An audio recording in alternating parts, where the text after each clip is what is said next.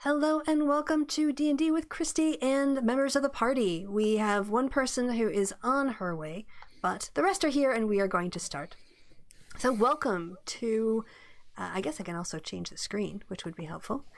Welcome to Waterdeep Dragon Heist, where we are going to play the campaign with slight modifications from the actual campaign book put out by Dungeons & Dragons.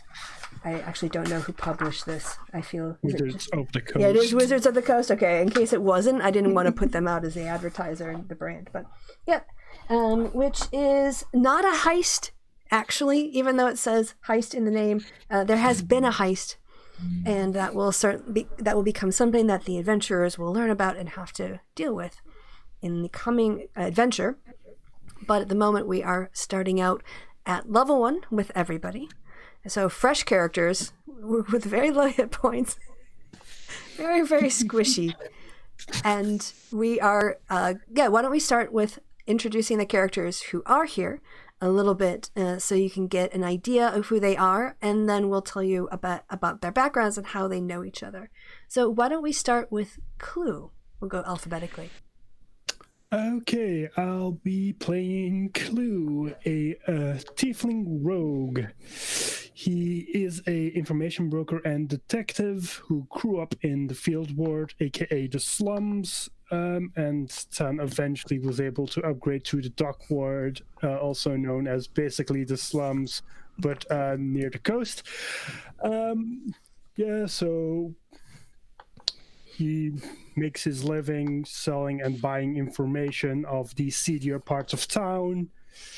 He has a sister that went missing a couple of years ago, and those are the most important points. All right. And then we have Thelvar. Hi. Thelvar is a human magus, which is a sword and spell fighter.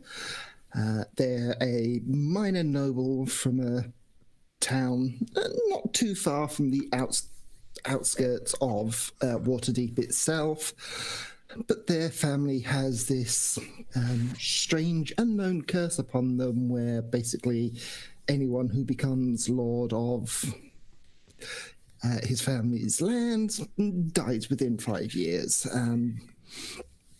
His family, well, basically him and his mother after his father died, moved to Waterdeep, where he lived for a few years before heading off to Neverwinter Academy to train in martial and magic abilities, and has recently returned to Waterdeep following his mother's death, which, the funeral was just the day before the game starts. And he needs to set his mother's estate in order before venturing off to find a way to rid his family of the curse. Yeah, right. And the two of you know each other how? My mother, unbeknownst to Thelvar, had hired Clue for various off-the-book activities to try and find ways to deal with the curse. We had met a few times before I went off to study, so I am familiar with Clue, but not intimately. friendly. Like, we walked past each other in the hallway and maybe talked about the weather for 5 minutes, but we've never That was done about anything it. together. Yeah. Yes. Right. And Clue's impressions of Thalvar? I mean, Selvar is just another noble, really, kind of full of himself, but not necessarily a bad person. Probably trustworthy. Okay. Yeah, that sounds about right. All right. Well, Thalvar, you were going to be on your way to meet in the at the Yawning Portal. Mm-hmm. A person who has been recommended to you, someone who might need taking under the wing. And I'm fine all day. I start here and now I need to cough. A person that you both know through the House of the Helping Hands is Ubaya Uday. She's a cleric. She also, has some links to a religion where she's in town interested in moving magical weapons and items especially. She doesn't want to come into town and buy them. So she hangs out at the Yawning Portal where adventurers who are looking for things like treasure and adventure and money like to risk their lives in pursuit of these things. And when they come up, she wants to be there to offer them a good deal for their weapons. And so she spends quite a lot of time at the Yawning Portal. And she is friends with, do you want to say how Ubaya knows Thalvar? Yeah, again, it's a connection through my mother, who, again, befriending lots of people to try and find ways around the curse. I actually met her for the first time at my mother's funeral the previous day, which is when she asked me to come and meet her at the Yawning Portal. Mm-hmm. Now, Clue, you know someone who is called, where's her name? Yes, Yagra Stonefist. She's a half-orc friend of yours. You know that she has links to the Zentarum faction in town. Mm-hmm. But mostly she likes to hang out at the Yawning Portal and get into arm wrestling matches with people for money because she's very strong. And for people who are suckers, she likes to invite them over and they think they can take her, or if they're drunk enough. And then she whips their asses, and that's how she pockets a little bit of extra coin and entertains herself while she's there. And you and Yagra were planning on meeting up at the Yawning Portal for a few drinks and to see if she can maybe get some money out of some drunken boasters. Mm-hmm. At this point, it would be really great if our other character were to come around, but instead what we'll do is we will do a little bit of role-playing. So let me first move you guys over to where you're going to go drinking. So welcome to the Yawning Portal. As you can see, it's quite the establishment. You know, having lived in Waterdeep for some time, that it is owned by the barkeep that you can maybe see his token right here. His name is Durnan.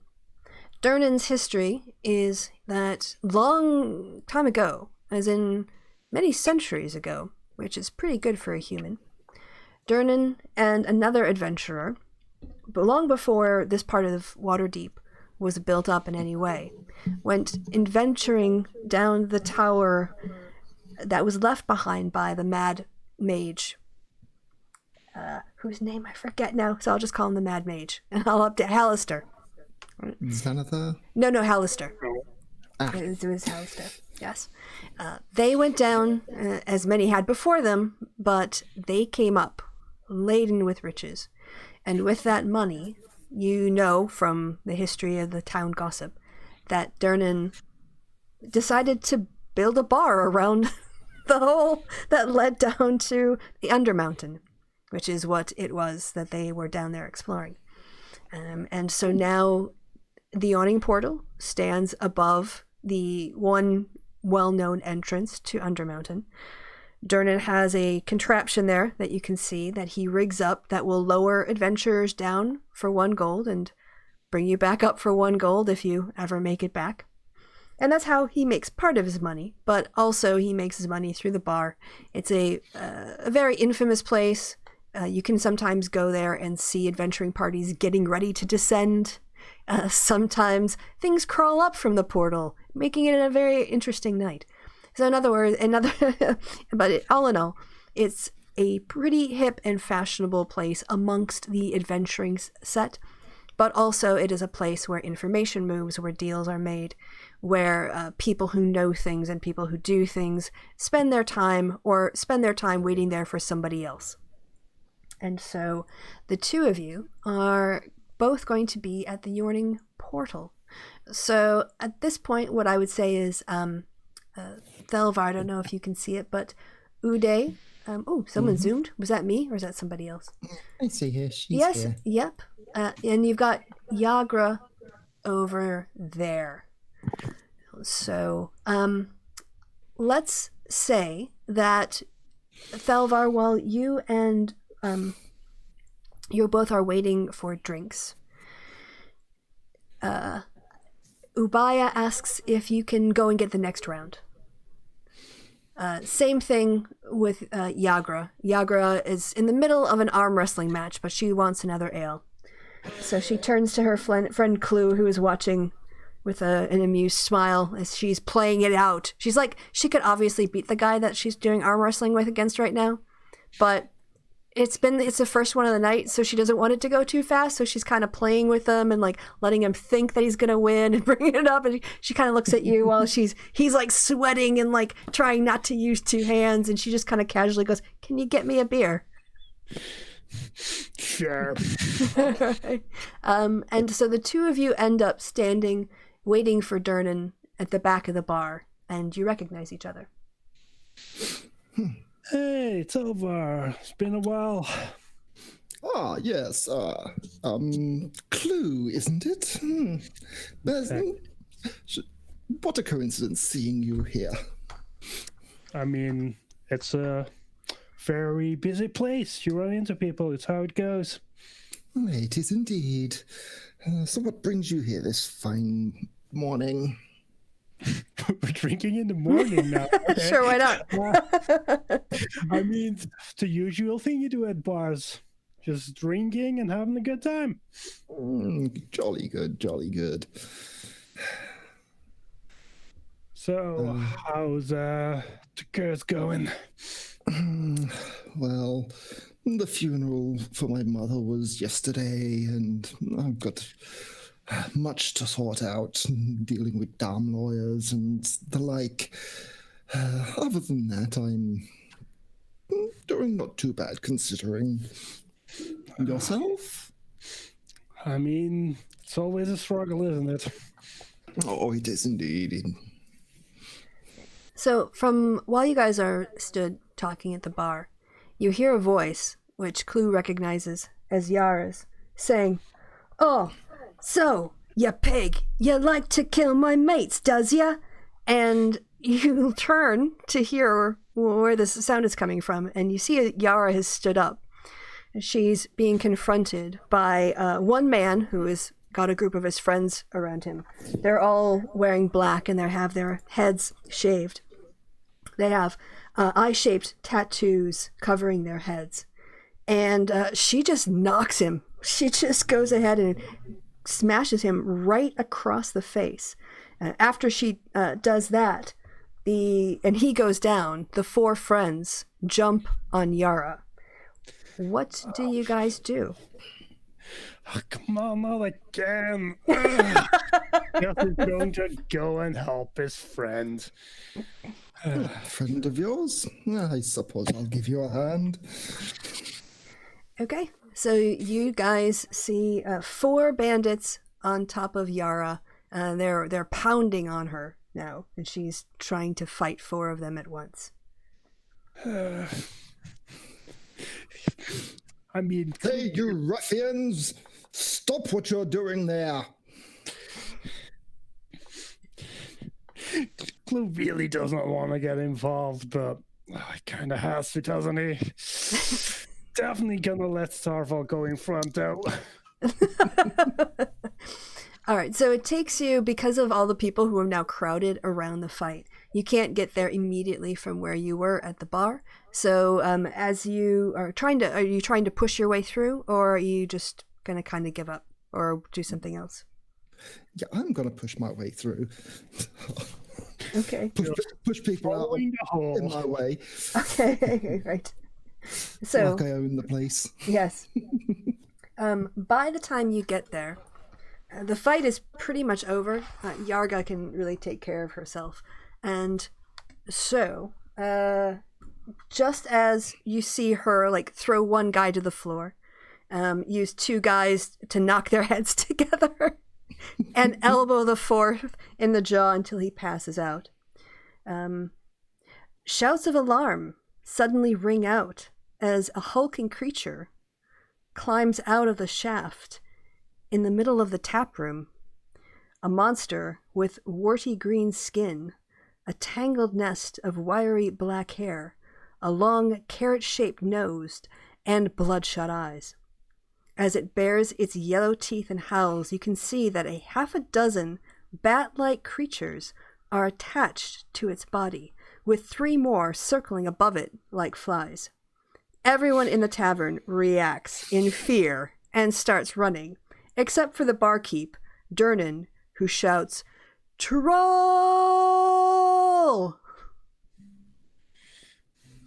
So, would you guys like to roll initiative?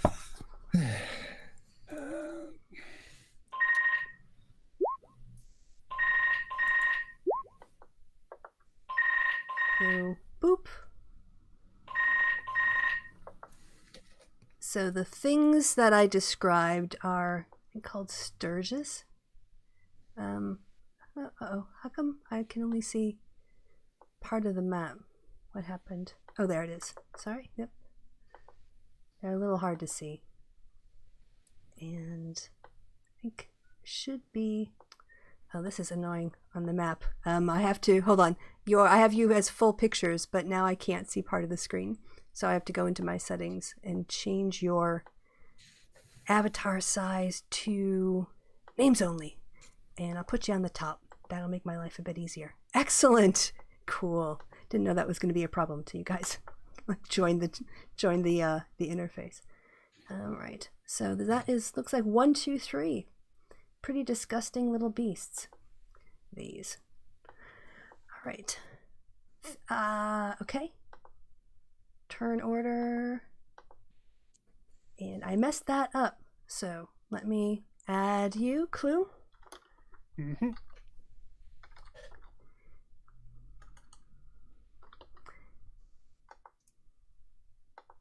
There you go. I think, can you edit that yourself? I cannot. Okay, then never mind. I will give you an 11 and a 16.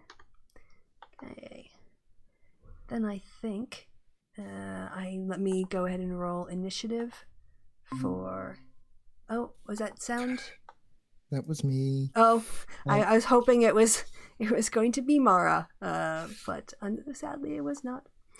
Yeah, lost sound again, so I had to reload. Oh, was that for Roll20? No, I had to reload the party because I lost sound. Oh, there's our last party member. Excellent. Okay. Yay! Yay, welcome. So, who wants to catch Mara up as she walks into the bar? You want to catch her up on what she sees? I mean, it's mostly troll. It's mostly a troll. Some bats. All issues. There are trolls and bats. Like, ugh. Already. Even enter the fucking. Just open the door. Kill my The troll computer. closes the door. Wait, I got a troll.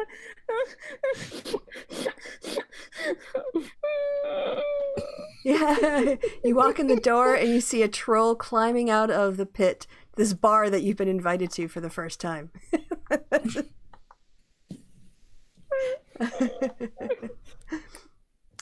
So, Mother told me not to play with strangers. all right, let me see if I can make this work. Does that work? Did everyone just roll initiative? Yes, we are just Yep. rolling initiative.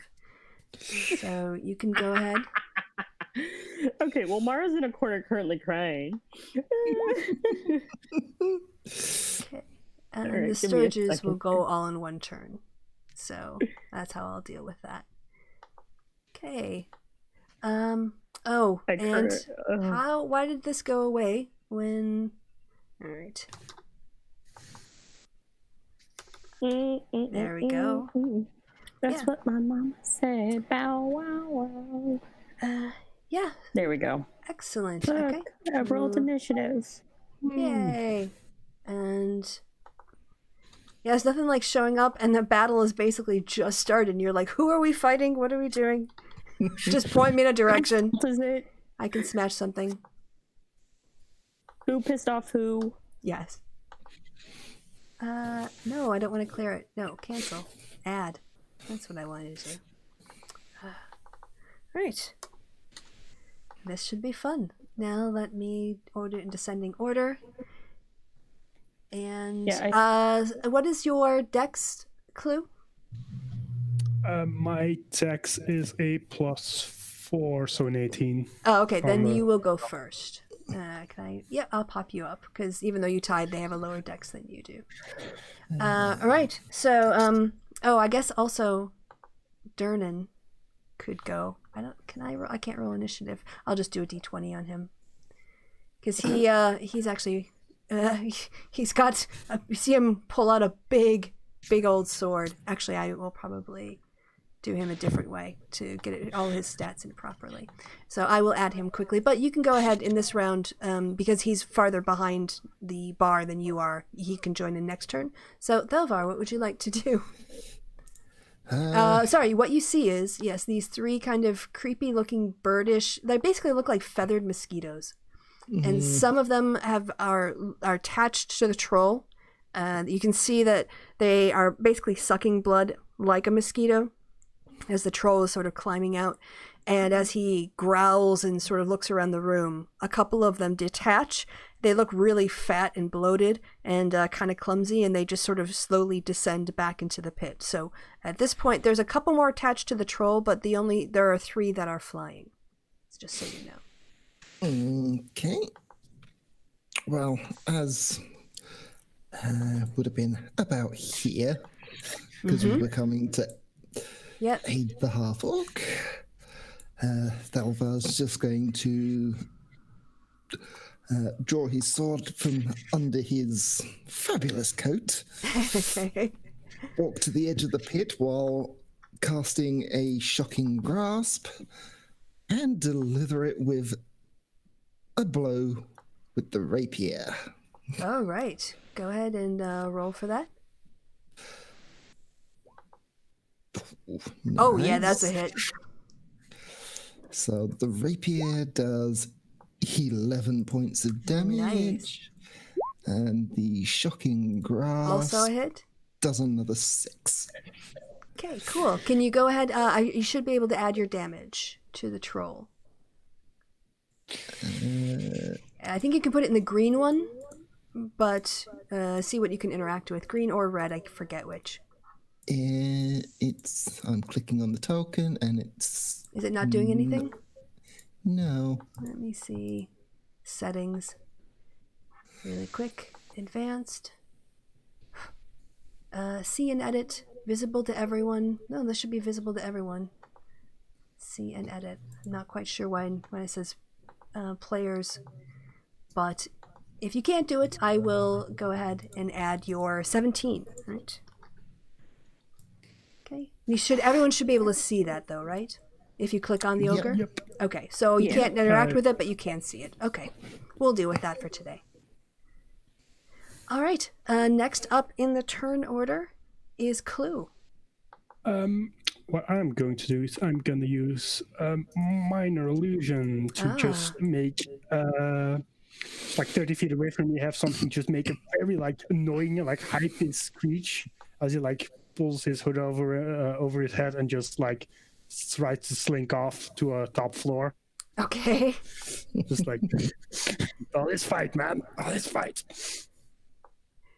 All right. And okay, so it's if it tries to attack you, how does it work again? Sorry. The illusion, they'll have to do an intelligence check. Otherwise, basically, it'll just try to fight you, the illusion of you. Is that right? No, it's not an illusion of me. It's just like somewhere in this room, there's like a very annoying sound that they just kind of have to deal with. Right, I missed the details. Apologies. All right, so you've gone ahead and you are going to be, let me just roll for Durnan here. I've got his thing clicked. All right. Okay, that's all right. He'll go after Mara then. That'll work out just fine. Oh, great. Okay. Then next up are the Sturge. They look around. They're not entirely sure what to do. So at this point, they are actually going to try to chase down some patrons. You guys haven't actually attacked any of them yet. So you see them flying around you to people near you as they sort of try to run and scatter away. So at this point, they're not coming after you just yet. The person who's been attacked so far has been the troll. So that will be their turn. The troll will continue to, oops, sorry. No, I'm zooming it out on my own. So this keyboard's a bit annoying. If I let a finger rest anywhere on the sensor and then I use a second finger, it thinks I'm trying to zoom in or zoom out all the time. And yeah, it just, I mess things up a lot. Right. Yeah, so the troll is, the ogre. No, troll is going to go ahead and take a swing at the person who just caused him all a whole bunch of pain. So it looks at you, at Thelvar, and reaches out a hand to swipe at you. So it makes 3 attacks. 14? No. Nope. Okay. And it's gonna go at you with its claw. That's a no as well if 14 didn't hit. Mm-hmm. And he's gonna try one more time. That time, yeah, he did hit.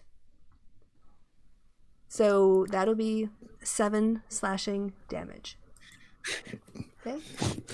Oof. Right. Level 1. That's Yeah. damage. All right. So, all right, then I'll go Mara and Durna, and then because you've been attacked, Ubaya is going to jump in this fight as well. Mara, you were there to meet some people who were supposed to, help you fit into Helm's Deep, and instead what you've got is you've walked into a bar fight with a troll. What would you like to do? Where am I? You basically walked in. So at this point, I guess you could kind of consider the front of the bar is where the pit is. So if you were, so you would actually be walking in probably from the opposite side. It's really hard to see a door in this drawing per se, but let's see. If I can't really see. If anyone else sees an obvious doorway, I assume it would be just the other side of the pit, here-ish. Yeah, walking around. Okay, yeah, and then so this is the basically the front walls are taken off and the side wall is taken off, and yeah, the doorway would probably be these areas where you go around the pit. Yes. All right. Where you're coming up, there's a troll climbing up behind you. All right. I'm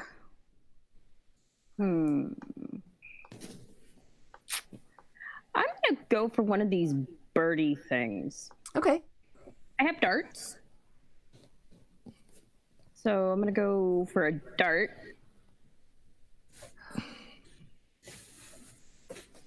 Did that hit? 22. Yes, it does. Go ahead and roll damage. And it's gonna be for this one attacking the little girl, this little redheaded child. Okay. Right. Why can't things are not working? There we go. I'm like, hello. And yeah, did you want to hit your damage by clicking on the dart +5 text? I'm having scanner issues here. Just Okay. give me a moment. No worries. Well, this was brilliant because as you hit it dead on, basically, you get it in the back of the neck, and its whole body just sort of like seizes up, and it drops to the floor, and as it hits the ground, it sort of like bursts a little bit with blood because it's a bit gross. Okay. But yeah, congratulations. You walked in and killed something. Yay! Let's see. Oh, it's because I don't have a token. That's why I can't select anything. Okay, that's awesome. All right. And that's gonna end my turn. Okay. Excellent. Then next up is yes, Durnan. Durnan is charging out from behind the bar, and he says to Thelvar, "Burn it with oil." And he takes out his great sword. Now I just have to find his right sheet here, because there's so many of them now. Ah, there he is. Okay. And he's got a big ass sword. He's used to things coming up from behind or underneath the pit, and he is well prepared. So he's going to go ahead and hit. And that is, yep, it's going to do 14 damage. So 14 plus 17 is 31, is it not? Oh, this troll actually is looking really bad. I mean, maybe it was because of the blood loss from these flying things, but you're looking at this guy, you're not quite sure he's going to last long enough to be set on fire at this point. This troll is looking pretty gross. So next up in the turn is Obaya. She saw the thump that was taken. Let me just slide down on her sheet here. And she is going to cast Cure Light Wounds on you. Yeah, she'll do it at the second level. Right. So yeah, you get you get 6 back. 6. Okay, that puts me back up to 9. Yes. And then we are back at the top of the turn order. So it is Thelvar's turn. Thelvar backs up a little from the troll and fires a firebolt. Oh. Is that a 13? Yeah. Let me check. That is its armor class. Go ahead and do your damage. Oh, 10. Oh, this. So the troll just hears a crackle, turns its head just in time to see a massive firebolt slam into its body, singes everything. At this point, it looks dazed and confused. It looks like it is barely maintaining consciousness. It looks like a dart could knock it over, but it is still on its feet. Clue, you are up. On this top level, there doesn't happen to be anybody drinking something strong enough that would actually catch fire, right? Well, there's probably things in glasses, but you'd have to test each of the glasses. That might take you. You could take an action to do that, and then a bonus action to like throw it and light it on fire, or you can do something else. Yeah, I'm just gonna try and hit one of the birds with my bow then. Unfortunately, does not have sneak attack die because nothing sticks to them. 12. Okay, let me just check their armor class. That is a miss, sadly. Damn it. It sort of sees the arrow coming and darts like a little hummingbird to get out of the way at the last second. Well, I just pissed that off. Okay, all right. So now, having caught its attention, this Sturge is going to come after you. It followed the source of the arrow. And Clue, it's going to go ahead and come over and try to drain your blood, which is basically all it can do.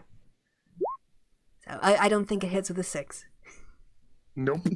Well, good thing, because it attaches to you when it sticks you. So yeah, you manage to. It comes over and you bat it away and keep like, get your feathery, greasy things off me.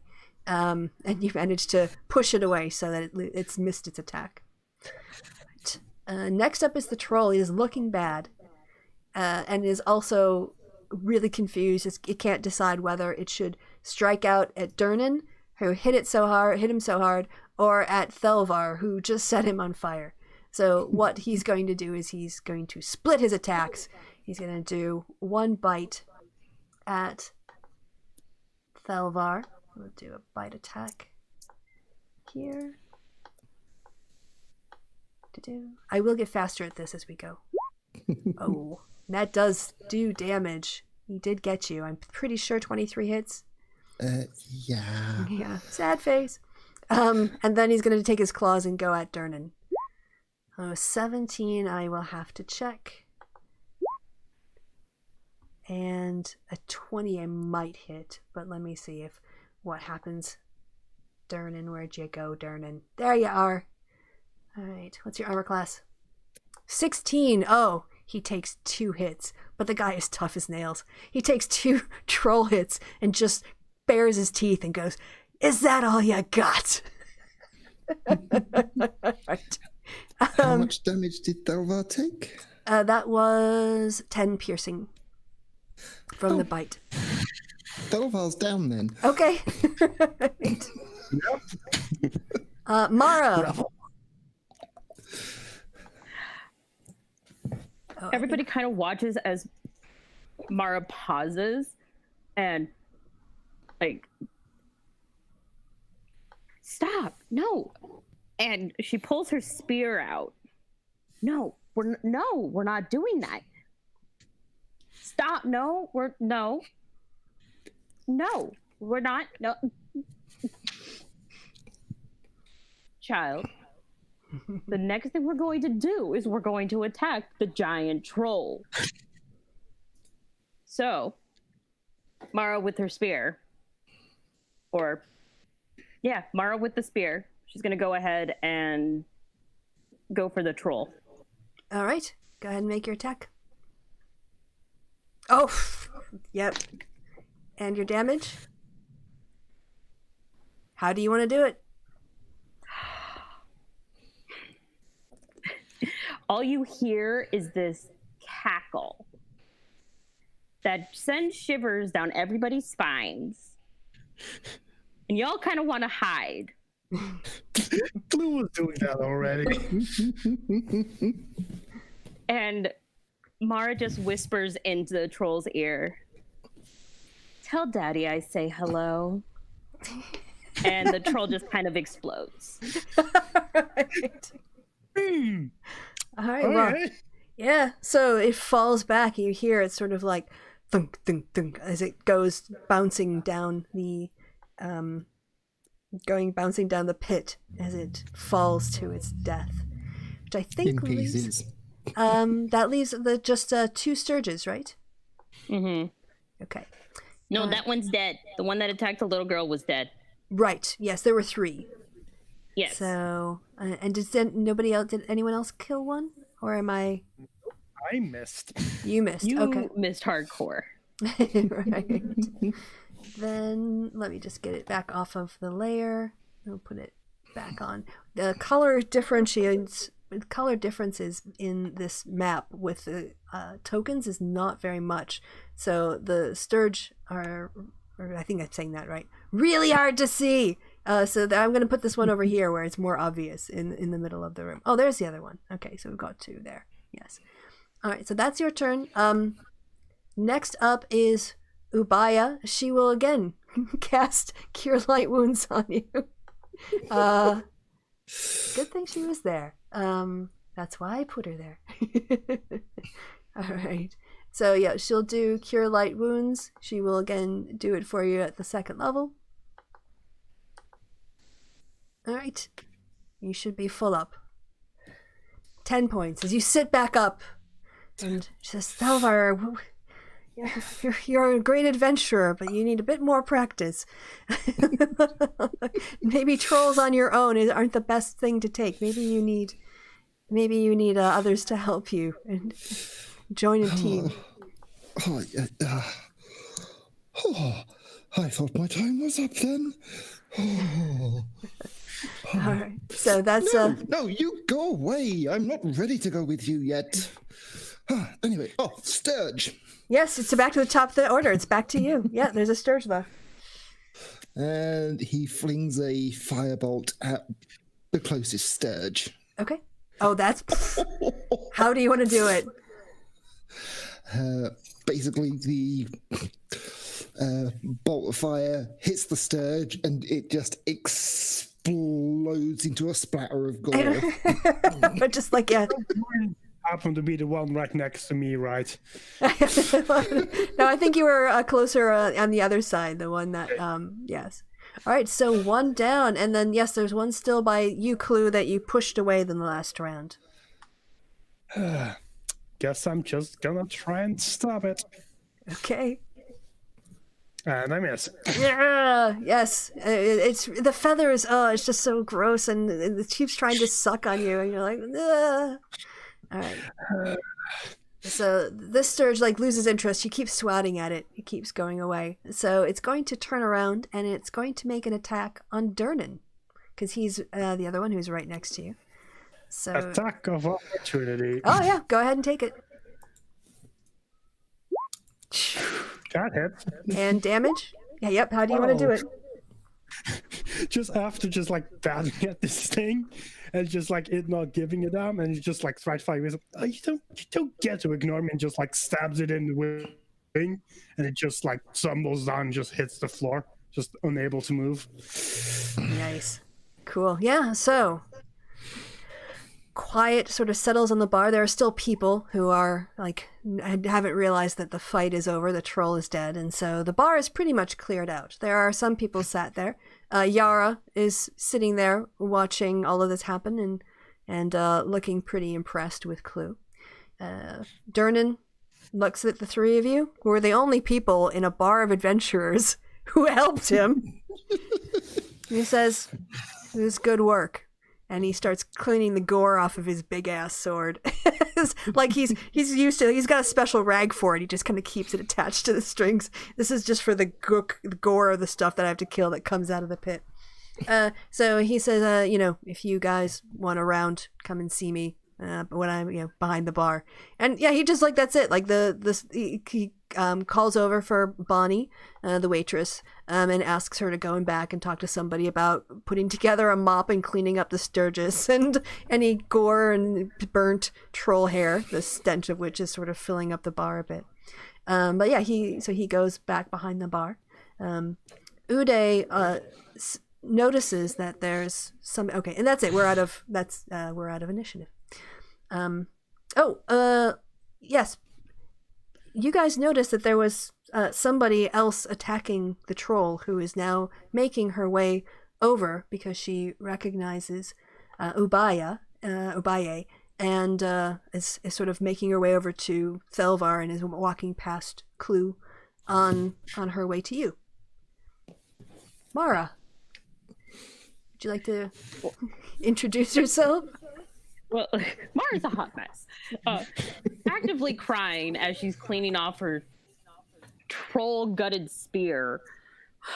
I hate doing that. Why do you make me do that? This is the killing and the killing and the...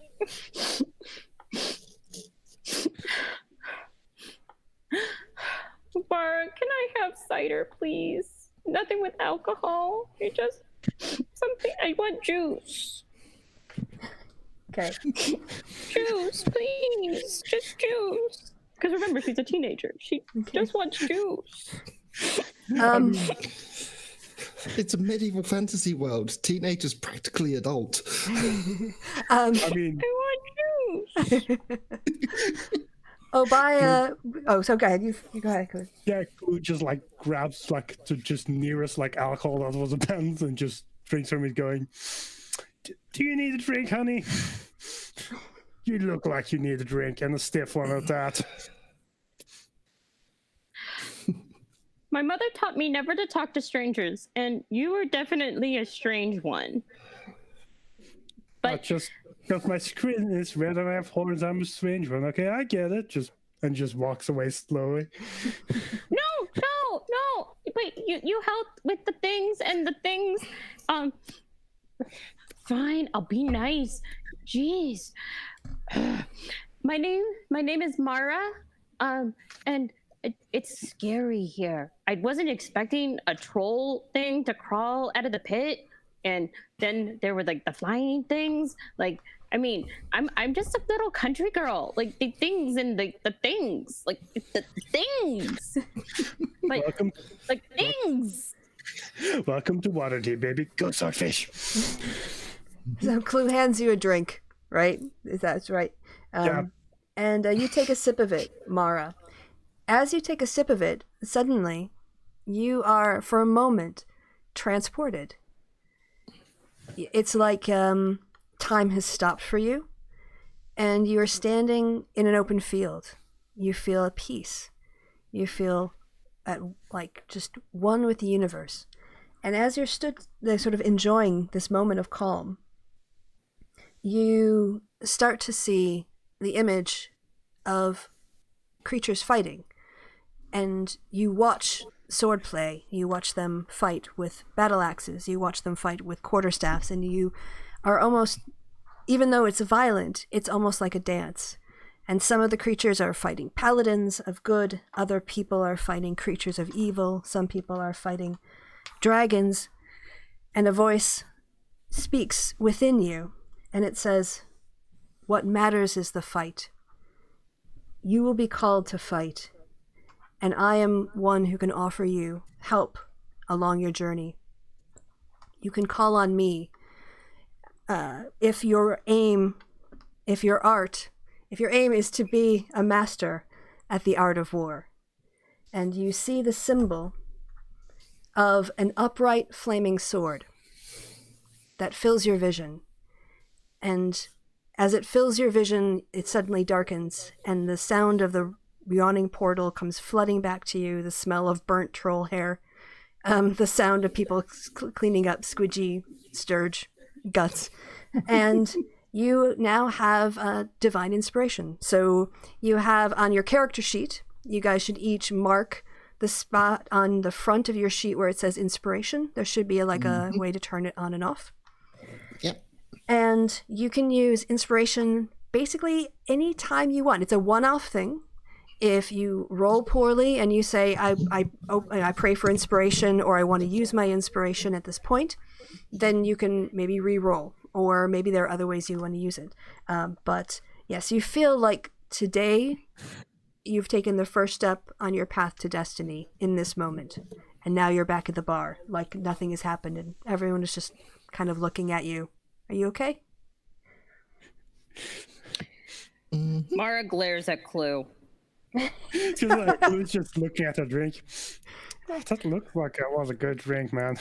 Can I have I that? said juice, motherfucker! I mean, yes, hot juice.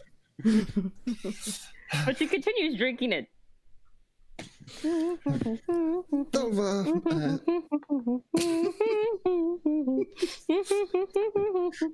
Oh, lightweight. Falthar finishes straightening off his clothes after nearly dying and wanders back over towards the bar. "Ah, Mara dear, how are we doing this morning?" You invite me to a bar, and then I get into a fight. I'm not happy with too far. Well, strictly speaking, it wasn't myself that invited you. It was our mutual friend Obaya over there. But yes, it was not what I was expecting either. Bar fight.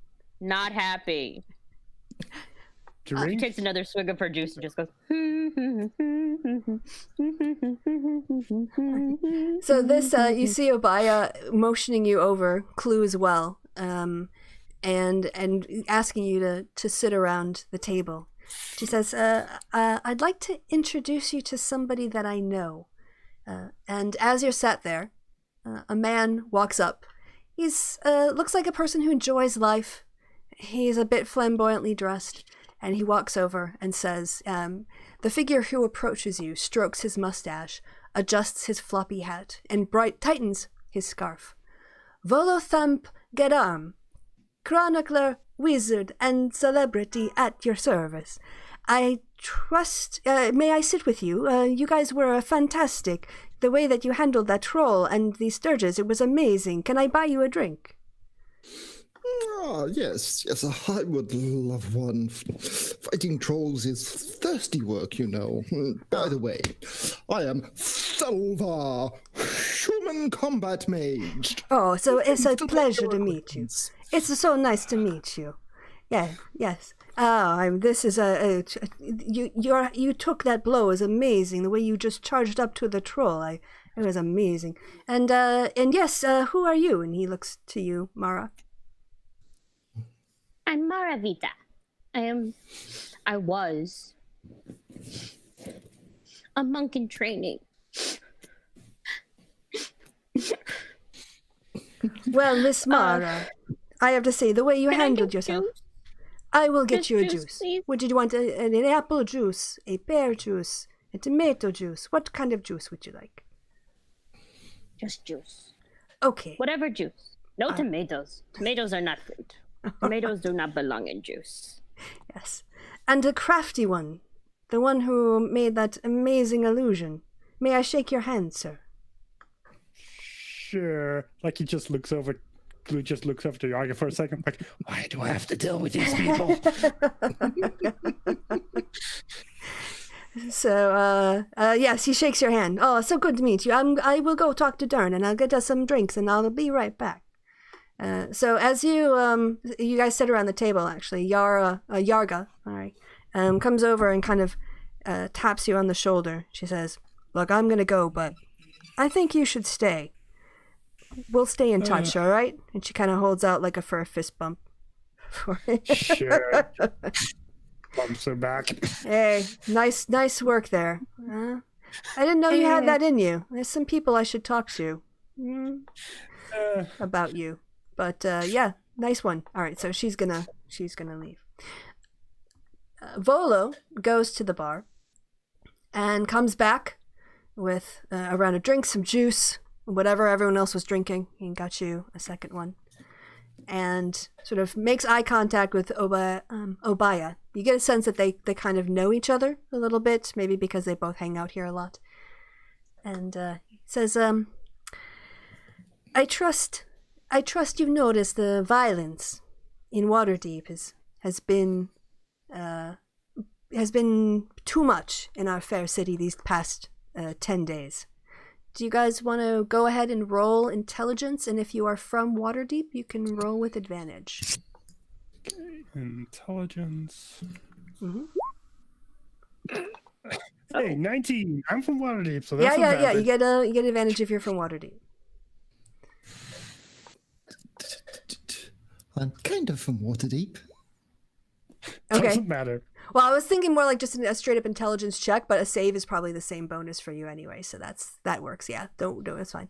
And Why do I keep failing at doing things right? You didn't. You got an 18. Oh, well, the save. Well, I it did an wasn't intelligence save instead of it's a regular intelligence. Yeah, because that's checks and for saves my- are very. There's a slight line between them. It's like Yeah. The thing is, for Mara, I don't think it matters, but for Telver, he probably has proficiency on int saves, so he should subtract his proficiency bonus, get the actual number. So that's an 18 he got. Yeah. All right. So for Clue and Thelvar, you guys know from living in the city for a long time that there's been an escalation of crime lately, and this is something that people have been talking about that's been happening down in the dock area, that the Zentarum and the Xanathar guilds, who normally kind of coexist and do different sides of shady dealings, but seem to have gone to war with each other. And it's led to gang fights and attacks on rival locations, and it's been escalating of late. So you know what he's talking about. For Mara, because Mara's been working in the temple, she's been swapping out like room and board for doing some odd jobs and things to make the temple, nice and, whatever. She's heard people talking about the violence in the city. So when he talks about the violence in Waterdeep, that's you guys all know that's what he's referring to. He continues, I have not seen so much blood since my last visit to Baldur's Gate, but now I fear I have misplaced a friend amid this odious malevolence. You see, my friend's name is Floon Bragmar. He's a man with more beauty than brains, and I worry he might have took a bad way home a couple nights ago and he might have been kidnapped. Or maybe worse. If you agree to track him down with all due haste, I can offer you 10 dragons apiece right here, right now. You can use for drink, or you can use for bribes, or you can use for whatever. That's up to you. But if you can track him down, I can give each of you 10 times that when you find my friend Floon. I saw how you fought against the troll. You guys worked together so well. May I hire your party to save my friend? For 100 dragons, you get to do what you want, man. Oh, you agree? Mara just glares at Clue and goes, no square. This is my no square. Genuine confusion. I would be honored to help you, my friend. Oh, how wonderful. All right. So, he actually pulls out little bags of, he sort of has a big bag of gold, and he has smaller bags. He kind of counts out 10 gold each. So each of you can go ahead and add that to your inventory. So, I have money. Yes. So, what happened was, my friend, Floon, Blagmar, and I, we were drinking at the Skewer Dragon. It's a place in the dock ward. He likes to go down there. He thinks it's, very funny. The people are not so pretentious. And so we go down there. Although, I have to say, my friend, he dresses in very fine robes. He always has a very good taste, Foon. I think this may have caused him some trouble, perhaps, but we went down to the Skewered Dragon. We were drinking, we were gambling, and after a while I left. When we were both kind of drunk, but I don't think he was too drunk. Now I think maybe I was mistaken. That was 2 days ago.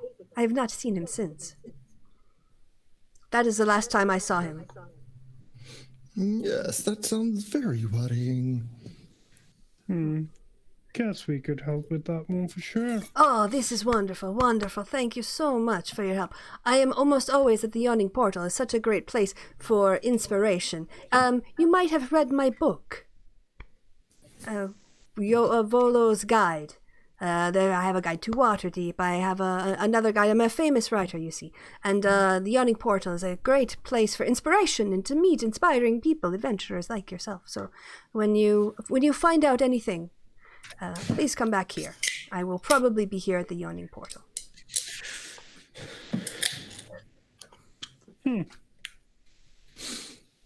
Guess we're going to look for your guide then. Yay, adventure!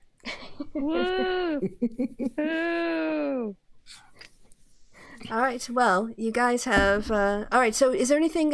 you got your drinks. You can get your free ones from Durnan, or you can get them from another time. You don't have to get your free drinks. He'll remember you after the troll fight. So, yes, is there anything else you guys want to talk about or discuss, or do you want to just get going? What would you like to do? I mean, Clue's probably gonna mention that he might have some contacts who might have an idea who's active in the area the guy went missing. Okay. Just, play into my criminal contacts. Okay. Yes. Yes, that you think you might know somebody down in that area. You might actually, why don't you go and do me, trying to think what it's, you said you have criminal connections. How does that work? Well, I have a criminal contact, meaning that I I'll just read the actual scheme. You have a reliable and trustworthy contact who acts as your liaison to a network of other criminals. You know how to get messages to and from your contact, even over great distances. Specifically, you know to local messenger, corrupt caravan master, and seedy sailor who can deliver messages for you. So I have like somebody in the criminal world that can get me further information and stuff. Okay.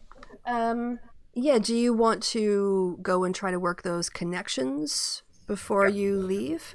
Okay, so yeah, what are the guys the party you want to how do you want to do this? Yeah. He mentioned Bart, something dragon, Yes, the skewered dragon. Skewered dragon. So I guess we go to that bar. He probably knows like the shady guy that's in a corner somewhere, and just like address him. Okay, excellent. So let me show you on the map where you are, and you can tell me how you want to get, like what roads. So this map is pretty good in that you can zoom in on it quite a lot. The downside is it's absolutely massive. So it's very easy to get lost. So first let me find you where you are at the Yawning Portal. So I want you to go ahead and zoom in on the trades ward.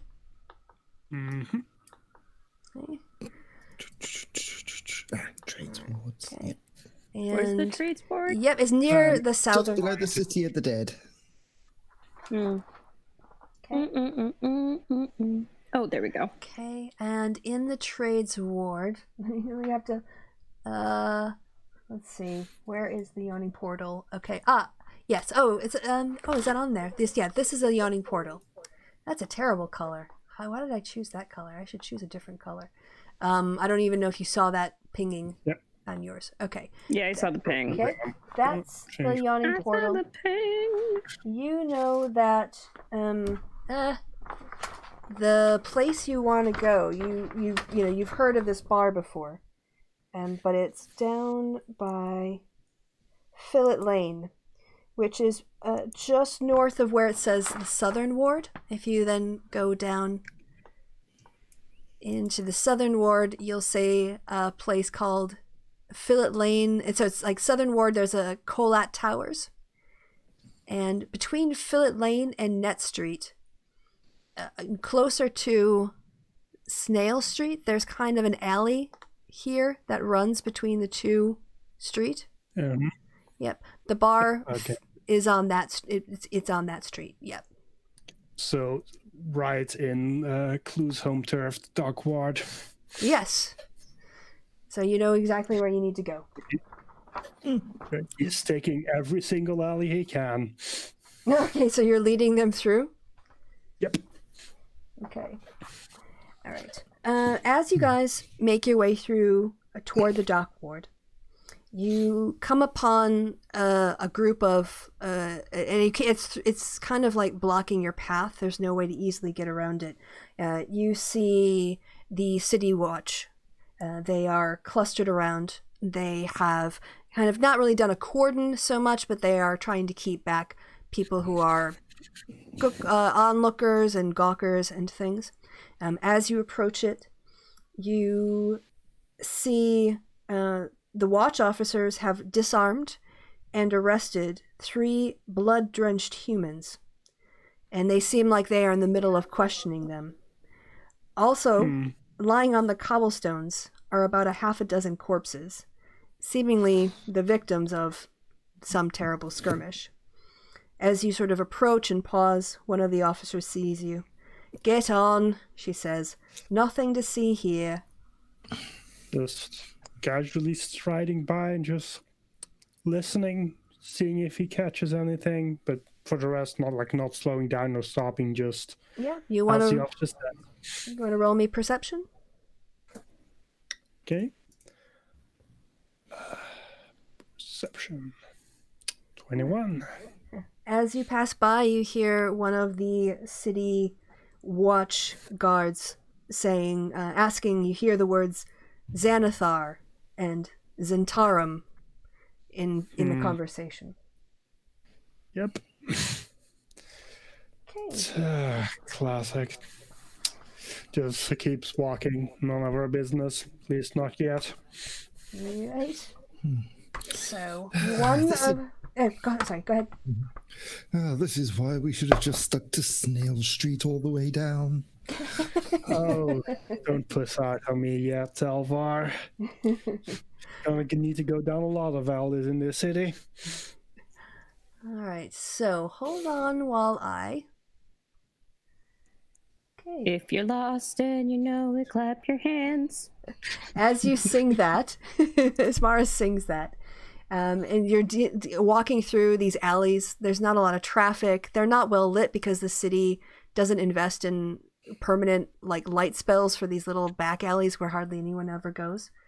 But Especially in the dock ward where they steal the glass yes. anyway. As you look in the gloom, as you are on your way, it's an autumn night. It's the kind of night where summer. It's been almost a summery day, but as the sun goes down, the air kind of smells of autumn and it becomes a little bit crisper, and you can kind of sense that frost is not far off in the seasonal patterns.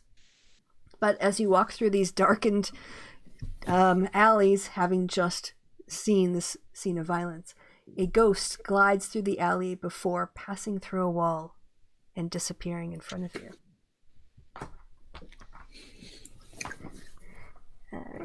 Thalvar just doesn't react because he's used to seeing them anyway. Okay. At least this I've one's seen not this movie. fucking him. I don't like it. The beauty of the dark ward. Always something happening. Tall, densely packed tenements leave most of the neighborhood in shadow at ground level in the dock ward. Most of the street lamps have had their glass smashed and their candles stolen, and the smell of salt air and excrement linger as you pass by rows of rundown buildings. As you approach the corners of Zastro Street and Fillet Street, or Fillet Street, but I say Fillet, is a shop that you notice. It kind of, you can't help but notice this shop. One stands out from the others. It has a deep purple facade, and in its window hangs a stuffed beholder. Above the door hangs a sign whose elaborate letters spell out Old Zablob's Shop. Although Clue points out that if you continue past Old Zablob's shop, you are going to get to the skewered dragon.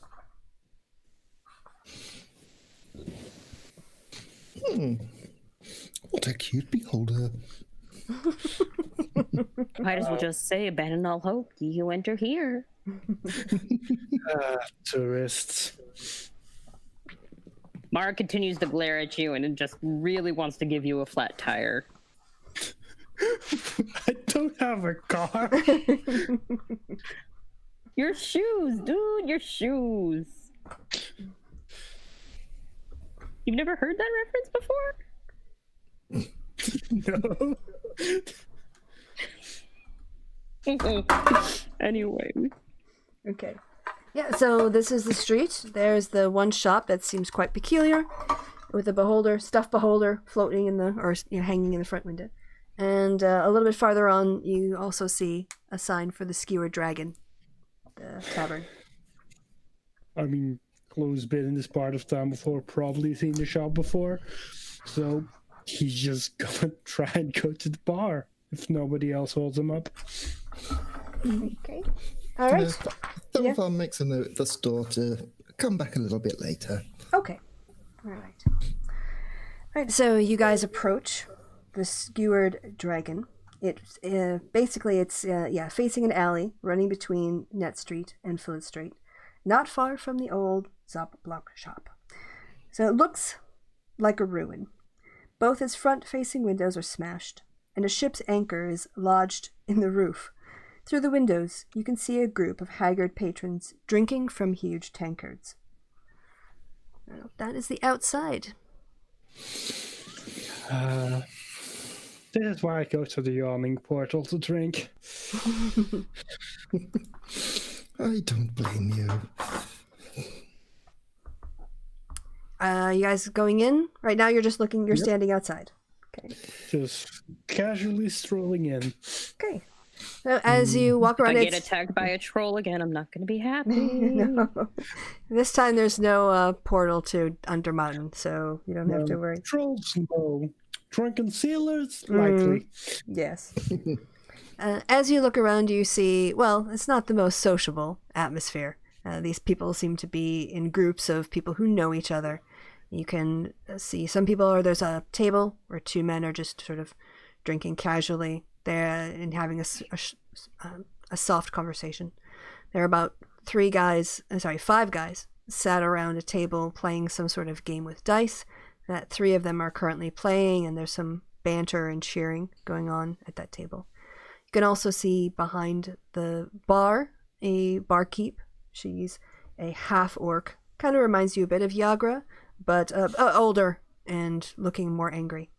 And then there are also some patrons, just individuals sort of sat over their own drinks, lost in their own thoughts, and I think trying to move on from sobriety. And that's what you see when you enter the bar. Well, I guess we're going over to the Anki orc, or half orc. Generally a good idea to talk to the barkeep first. I will follow your lead, Clue. This is more your sort of area. Sure is, buddy. Just looks at your outfit. Seriously, hope you don't get us mugged. Mara mutters something about not feeling completely safe, but at the same time, something about this is how I always end up in situations like this. How do I end up in situations like this? I don't understand. And then she no, this is your fault. I'm blaming you. This is always your fault. Guess I won't be asking what that's about. Okay. Just goes over to the barkeep and just casually asks, "Hey, how's business?" She looks at you. She looks around the room, says, "Turn around, have a look." Fair point. Just he's gonna order a drink to ingratiate himself. Okay, yeah, she'll turn around and pull you just one drink, or I'll buy the round. What do you guys want? I'll have a mead. Young lady, I will have your strongest, please and thank you. strongest what?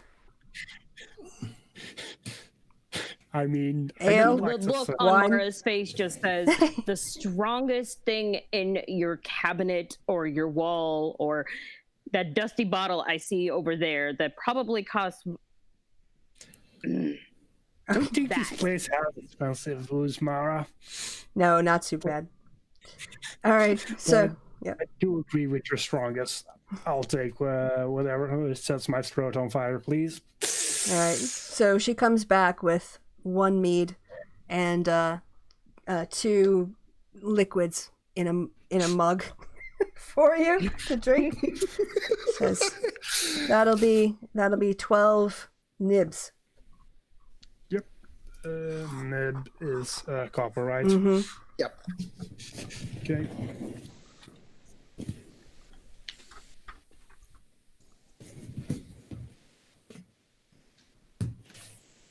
Mara takes a hold of her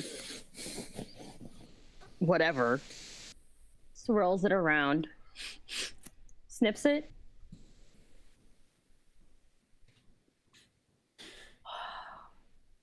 Sweet ambrosia. That child is gonna kill me. Juice.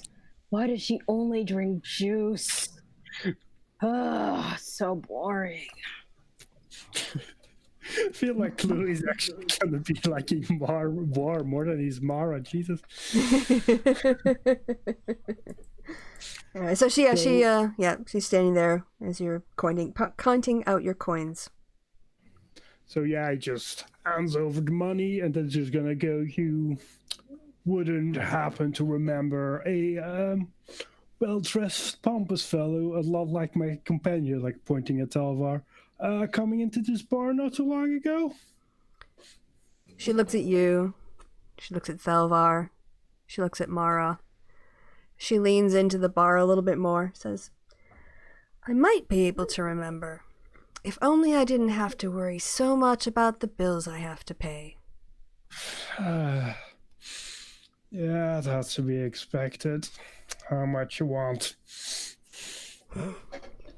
That's not how you bargain, young man. That's not how you bargain. You're like, oh, I guess 5 gold would go a long way. That information isn't worth 5 gold now, is it? 1, take it or leave it. And she takes the 1 gold and she slides it toward her. She says, yeah, we get these types every once in a while. People who want to come down here and slum it in the dock ward. Yeah, and just 2 nights ago, there was a crew of them in here, actually. There was the one dressed up all fancy like, younger guy, red hair. And he was with Valo. Do you know Volthamp? The guy who wrote the guide. I recognize him. He's a loudmouth. With his accent just cuts across the room. It's so annoying. Yeah. They were in here drinking, and then, from what I remember, Valo came in and he paid his tab. The other guy didn't. But after Valo left, he was met by somebody else. Someone else came in here to drink with him. Well, that somebody else wouldn't happen to be in here now, would he? She looks around. Like, nope. Well, that's a shame. Thanks for the info, just like... I could tell you more about him if only I didn't have to worry so much about my bills. I think we're good, to be honest. Thanks for the help. Just like swigs down his drink. Thelvar takes out another gold piece and flips it towards her. She's got a real great... Oh, should we check her dexterity? Let's see if she grabs it. Oh, yeah. Like, she basically, just definitely takes it out of the air and it goes right into, the side by her boob where she keeps her pin money. And she said, yeah, he was met with... he was met by another one of these high-class types. She's like, no offense, tossers.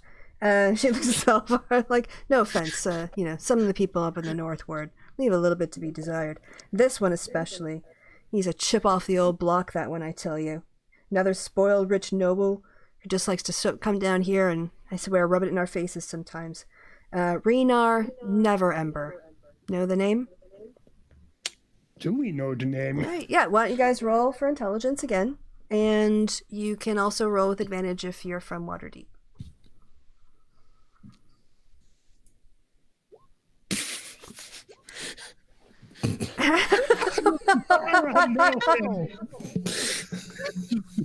Okay.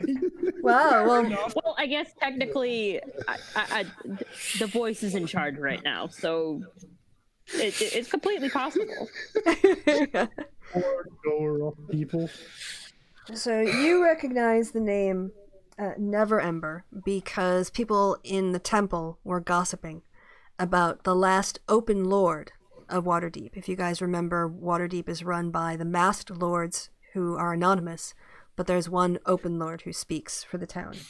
And the last one was Dagar Neverember, and Raynar is his son. So Raynar Neverember is the son of the former open lord of Waterdeep. And the other thing that you know, Mara, is that he was run out of town because he was so corrupt. He was actually booted off the council. It was very, very rare that this has ever happened.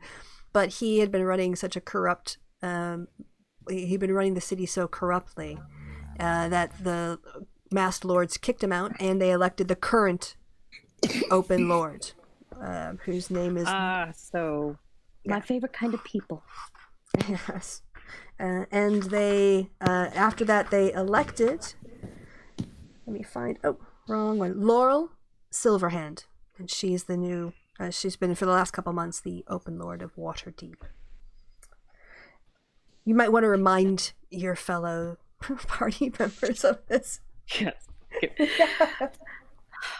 So, duckies. He was that corrupt, open, talky dude. Oh, I can never remember what you mortals call these things. Oh, so boring. But he was so corrupt that he got booted out. I do like a corrupt man. They always like to start things. When she says that, it reminds you. Oh yeah, never Ember. Yep, definitely remember that guy. Yeah, Around for long. the bar. It's vaguely familiar. I've been out of town for too long. I must have missed all the gossip. Yeah. The bartender looks over at Mara and points. Say, "Yep, she's got it right." Yeah, well, those two, they stayed and drank a few more rounds. They might have played cards. I didn't really, keep a watch on them all night. I was just the one who not Never Ember, but his friend was running up a pretty big tab. I have to tell you. So I was keeping an eye on them. That's why I remember. Then, they drank. They played around midnight. They left. At the same time, a group of men followed them out. Maybe 4 or 5, something like that. Guys followed them out, but it was closing time. It was after midnight, so they were all leaving, kind of at the same time. Well, guess we'll just have to ask some patrons if they know anything. As Clue's walking over to the card table and gonna see if you can join the game. Yeah, it's a dice game. Dice game. Yeah. Damn it. That's okay. Leave it for Scott. Dice it is. Yeah, so you walk over and you watch them. They are playing a game that involves 3 6-sided dice. We're just gonna casually go over and just like, yeah, you guys having a good time? Oh yeah, this one. One of the guys points over. He's like, he just loves to part with his money tonight. Yeah, we're having a good time. You guys wanna deal in here? You wanna play some 13? Yeah, sure. Sounds like fun. Yeah. Have you played before? Nope, but doesn't bother you now, does it? Oh no, this is a perfect game to play when you're drinking because it doesn't take a lot to remember. All right, all you have to do is we each. Depends on how many people are playing. So if you're going to play versus me. Yeah. All right. 1v1. Let's get this started. Best of 3. Okay, best of 3. I roll 3 dice. You roll 3 dice. Whoever gets closest to 18 wins the round. Unless you get 13, in which case you win the round. But here's the thing. You have to put in 1 gold to play. Sure. Fine. All right. So he puts a gold on the table next to yours. And slides you over a cup and 3 dice. Okay, let's roll them bones. 3d6 and I assume? That's right. 11. All right. And you'll take the cup back, you put them in, shake them, blow on it, shake it some more. Ugh. Lucky, beginner's luck. Beginner's luck.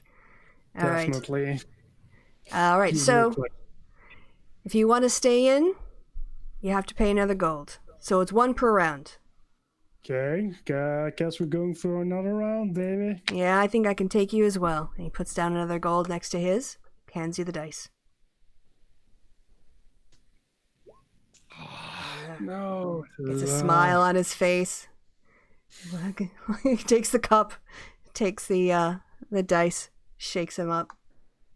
Aha! 1-1. He reaches in, he's like, I've got my gold right here. I know it's getting a bit expensive. What do you say? Double or nothing? 2 gold this time. Oh, you want to make a total of 8 in the pot? I'll do that for you. All right. He slides over the cup and the dice. He looks a little bit worried. A little bit worried in his brow, but he's like, oh, Lady Luck has been with me tonight. Let's see if she'll stick it out. He shakes the dice and blows on him. Well, seems like tomorrow's luck was with you. So. Well, guess today had a good day today. Now that I have you, if somebody wasn't as willing to part with their money, you wouldn't happen to know who I could go look to? You have anything in particular in mind? Well, it's kind of an open category there. Fair enough. Heard a couple of nobles came in a couple of days ago, and I was just wondering if anybody scored big that day. Oh, yeah, the two that were here. Oh, they rolled much worse than you did, I have to say. Yeah, I remember him. Some Floof? Some guy named Floof or something, and, that brat that Neverember kid. I don't know, his dad was a piece of work. He seemed okay, though. He bought us a couple drinks. But yeah, they were here. They left. I haven't seen him since. But, I had to tell you, I was a little bit concerned.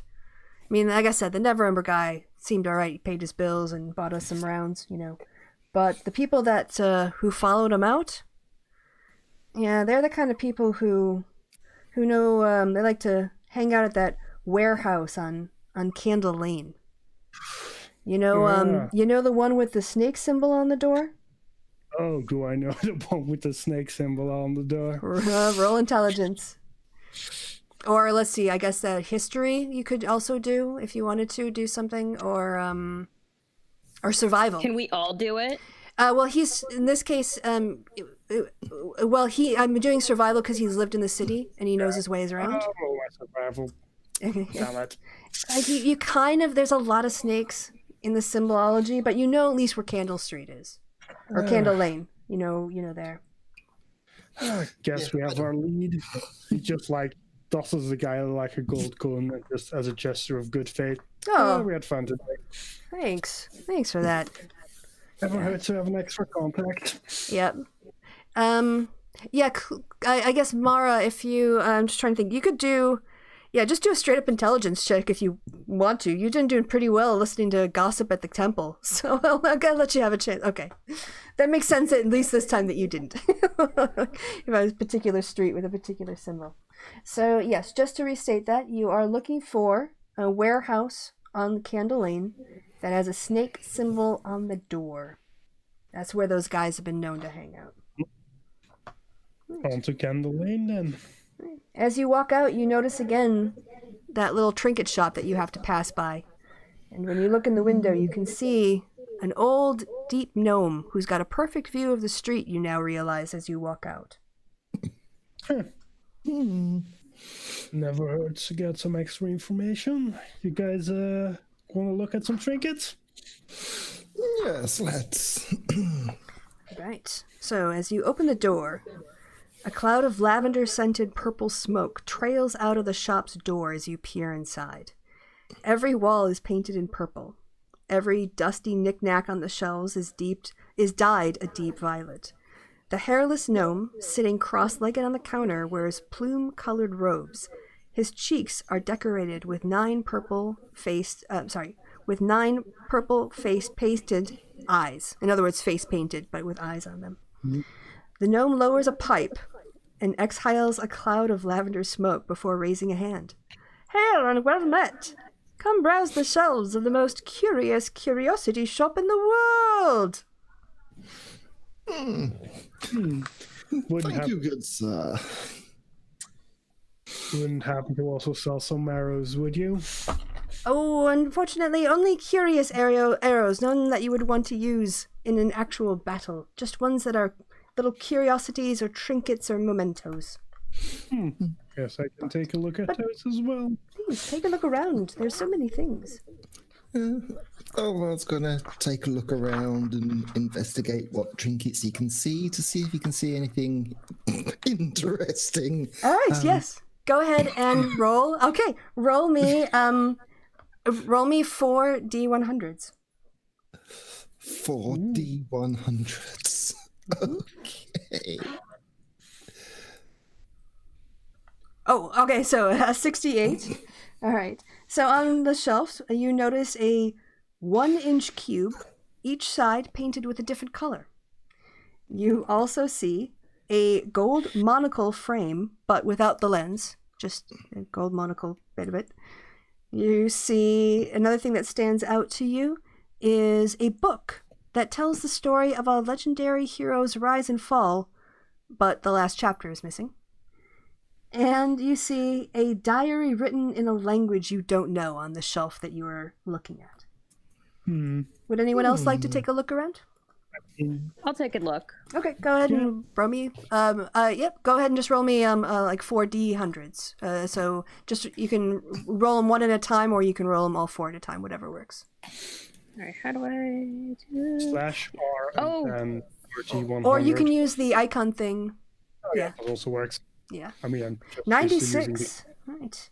You see a black pirate flag adorned with a dragon skull and crossbones on one of the shelves. Mara.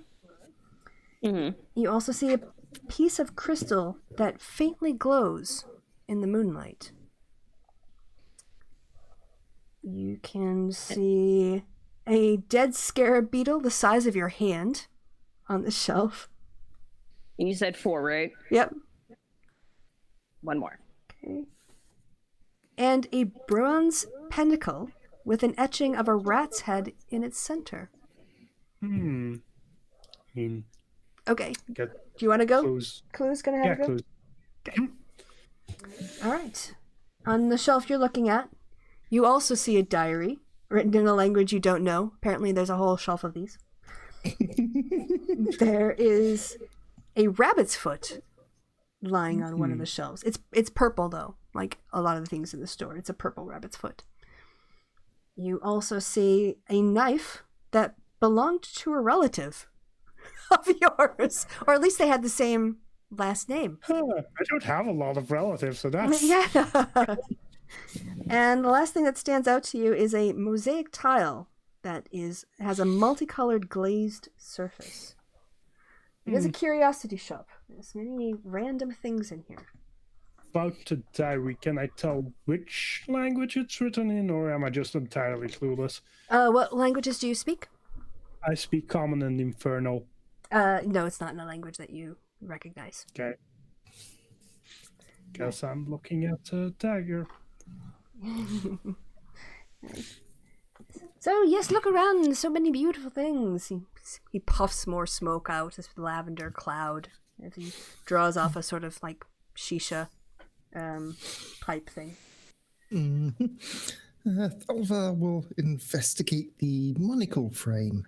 And if I can use that investigation roll to do so, that would be very nice. Yes, go ahead, have a look at it. What would you like to know? There's much as you could tell me about it.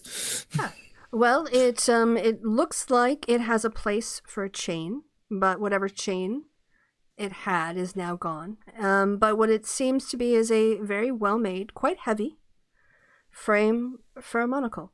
It doesn't look adjustable in any way. It looks like you'd have to fit the optics for it, but it's quite wide. It's not like bendy and thin. It looks quite sturdy, but it's still quite light.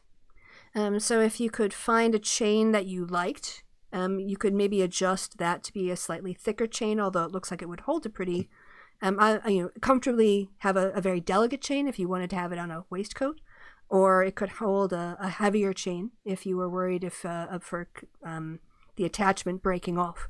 But it seems pretty solid and very nice, and not dented up really, like actually in pretty good shape. And we're not looking at the rat skull. We're not. No, I'm looking at the rat skull. Now you mentioned the rat skull. not looking. I want to look at the crystal. No, not the rat.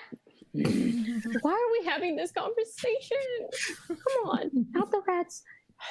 I guess we're looking at the rat's skull.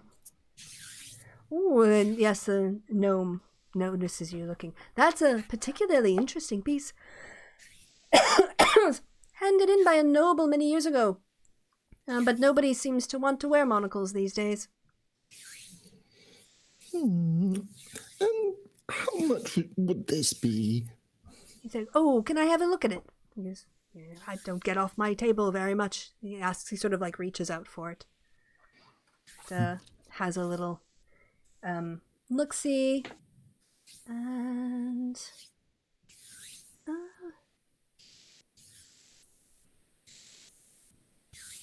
said, I think I could part with this for 7 shards. That's a silver piece. That sounds like a bargain. I will take it. Oh, excellent, excellent. Would you like a bag for this, or do you want to carry it with you immediately? I will carry it with me immediately, and I pocket it away in a pouch I have at my waist. Okay, all right. Yes, and he sort of like writes up a little receipt.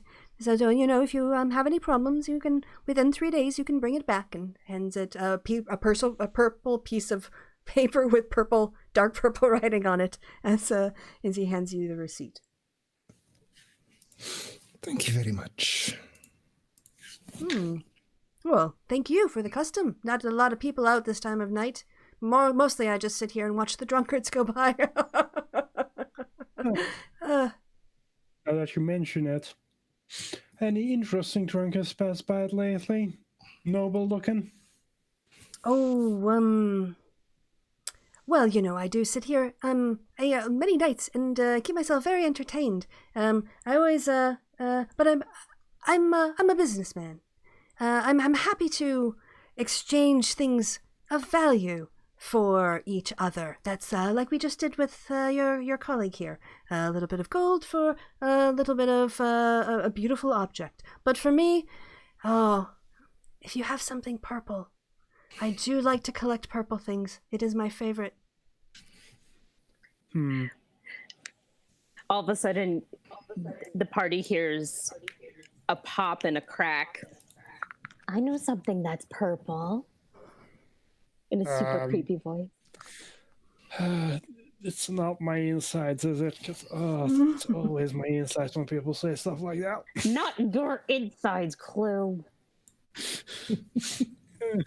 But I'm sure the shopkeep's insides could turn purple if I make them. Okay, roll intimidation. I'm sure this isn't going to work. And he had a DC 13. He looks at you and looks at the crack and it sees something in your eyes that he doesn't trust. And he said, "Oh, well, you know, for you, my fine lady, no need. Your smile is enough payment. So, what did you want to know exactly?" He's like, "Don't hit me." Clue. Ducky, you ask the questions, please. What did you call me? Okay, we just I'm sorry. I'm sorry. I don't know what came over me. Can you ask him the questions? I'm not really good at asking the questions, you know, the things and the drunk and the things. Ask the questions, please. We just want to know about a couple of nobles that came out of the bar a couple of days ago, and if they were in any kind of trouble that you saw. Well, people get in trouble down here all the time. Can you be more specific on the date and more specific on the nobles? Very flashily dressed. One of them is the son of that old disgraced open lord. Guess that should be enough information? I don't keep up with politics, sorry. It was two flashy dressed types. Yes. Human? Yeah, they are human. Yeah, actually, He sort of looks over at Mara and is not quite sure to be afraid or not anymore, but he doesn't want to get threatened again.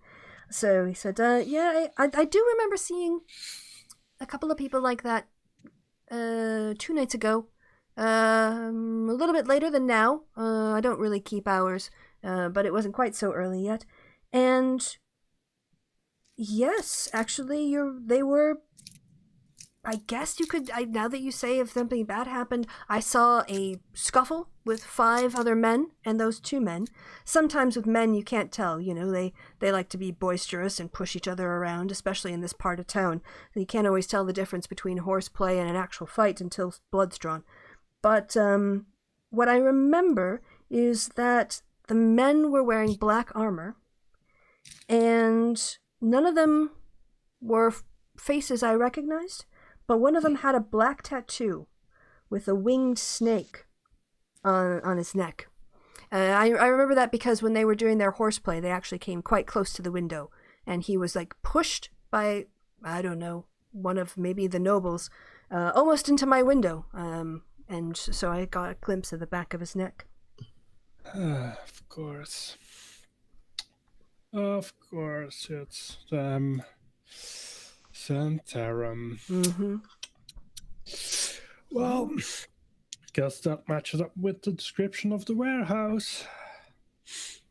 Come on, guys, we've got some people to ask very politely where our friend is. Just cracked his knuckles.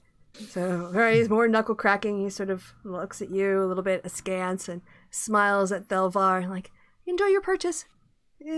Thank you for your business.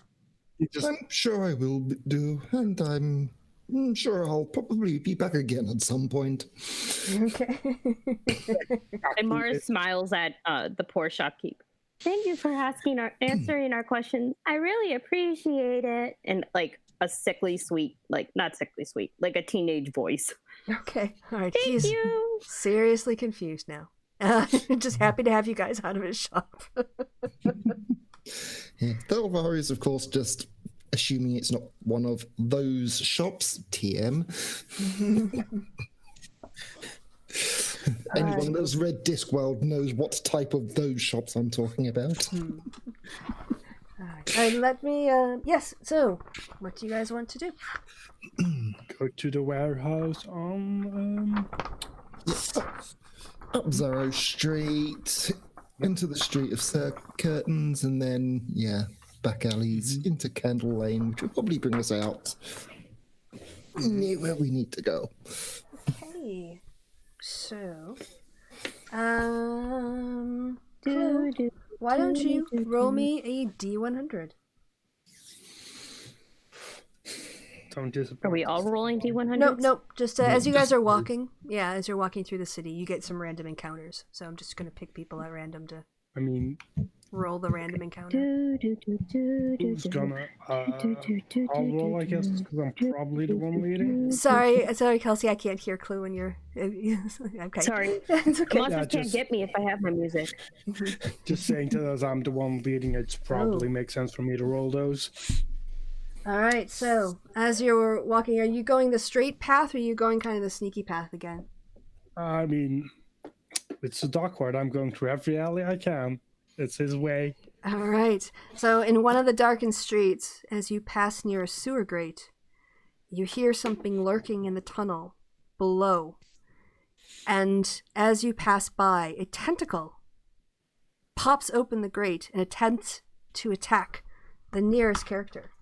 That is going to be... in front, that's probably me. I'm just going to roll a d4. Mm-hmm. It's actually going to be Mara. It's going to make a little pop out and try to jump at you. So you're going to have to... You can use acrobatics or athletics, whatever you'd like to try to dodge out of the way.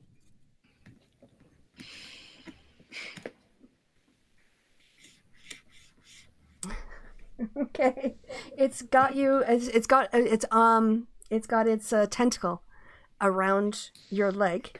So why don't we go ahead? Anyone? Oh, I guess you don't have tokens. Here's what you can do actually. In your character sheet, where you're in the journal part of it, I think if you just grab your name and drag it onto the map, it should drop your token onto the map for you. Actually works. Okay. Well, how do I make this smaller? Journal. Kind of big. Yep, so that's the third icon over, and you should see Maravita. Just like click on Maravita and drag it into the map. Oh, there we go. Oh, It yep. worked. Yep. Actually, you're huge for some reason, but Yeah. okay. But that's okay. So I can make you smaller. Can you make you smaller? I can. section. Whoa. Whoa, where'd you go? Yeah, okay. No. Okay, got it. Okay. All right, yeah. There we go. So yeah, you can click your token and then click advantage on your sheet. So if you've clicked your token before you click advantage, it'll automatically, let me go into the turn order. I'll get that up. That'll help. And let me clear the last one. I should also organize these things. Yes. All right. Now you can click your token and click the turn order. Ooh, of course. Wasting the crit hunter.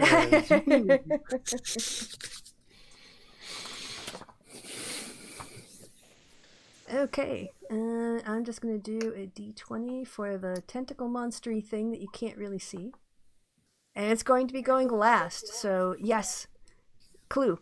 What would you like to do? Well, considering it's a tentacle that's attacking my friends, I am going to stay wide away from it and just hit it with my short bow. Okay, that's unfortunately a miss. But, yes. Next up is Thelvar.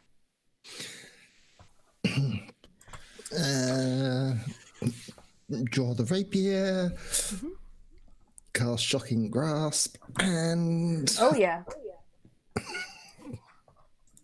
Okay. 11 for the sword, and the Shocking Grasp deals 18, so 19 points of damage. Yes, you basically lob the tentacle through. It starts to spasm, and you hear a screech coming from within the sewer. And the tentacle stump retreats, bleeding some ooze of an indescript color you can't quite tell in the dark of the shadow of the alley.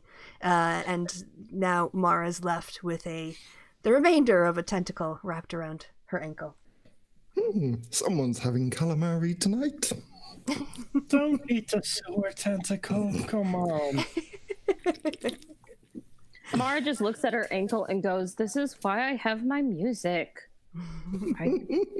Dad always said, if I had my music, the monsters can't get me. The second I get told to shut up, the monsters get me. Can I cast minor illusion to just play a bit of music? I don't know. Prestidigitation. Yep. Okay. So after that drama, you guys make your way over to Candle Lane. And isn't Candle... I thought... that's Coach Street. I remember seeing Candle Lane just the other day. Do you guys... hold on. You want me to find it on the map? Yeah. It's here. Candle Lane is here. Oh, okay. All right. Yes, that's right. So you're heading over toward Candle Lane. When you get there, this is what you see. Gloom envelops a narrow alley as dark as a dungeon and as odorous as one too. Nearly all the street lamps have been smashed. The only light that pierces the darkness is a faint flickering from down the lane, like a distant candle. So there is now a warehouse, basically, right across the street from that lamp.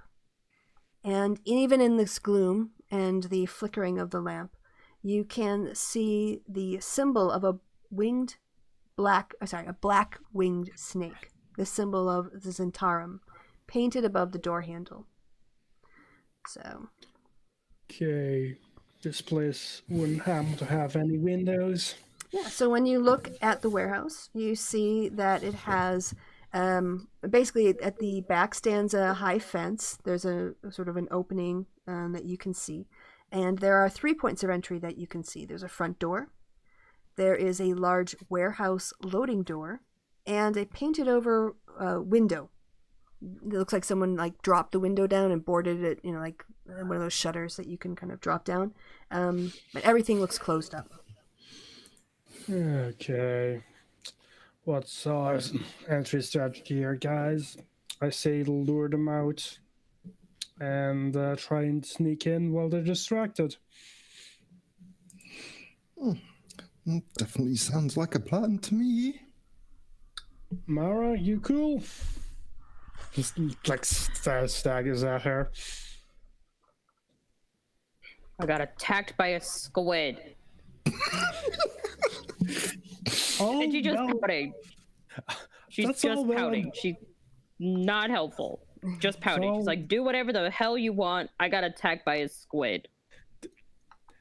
if you're standing out here and I try and lure them out, they're all gonna attack you. Do you not want that to happen? Then you should probably follow my lead. So, yeah, Clue is just gonna like try and like hop over the fence, get like behind, and then like, well, wait for like Telvar to join him, and then he is going to use minor illusion to just make like an explosion sound like in front of the door of the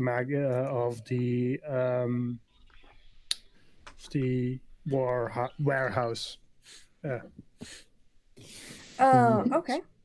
All right. So, you set off like a sort of a sound of an explosion. Yep. All right.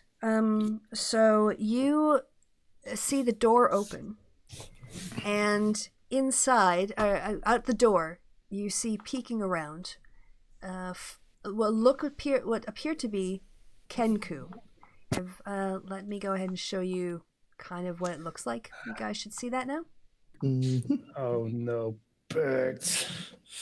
More feathered things like today that's dirge. And they sort of like chatter to themselves. They kind of make noises like of an explosion. They make noises of like chairs moving or something, and then they go back inside and they close the door behind them. Fuck. Can't really talk with Kenku all that well, so this is going to be fun. Guess we have no real choice but to go in aggressive on this one, guys. Do Indeed. we have to follow the scary birdie things? Is that what you're saying? I'm Looks saying like we're it. probably gonna end up stabbing the scary birdie things. Okay, let's go stab the scary birdie things. Yay! Although, just in case, let's try and just intimidate them first, in case it works, but be ready for a fight. Mara, can you Woo! like kick the door in, please?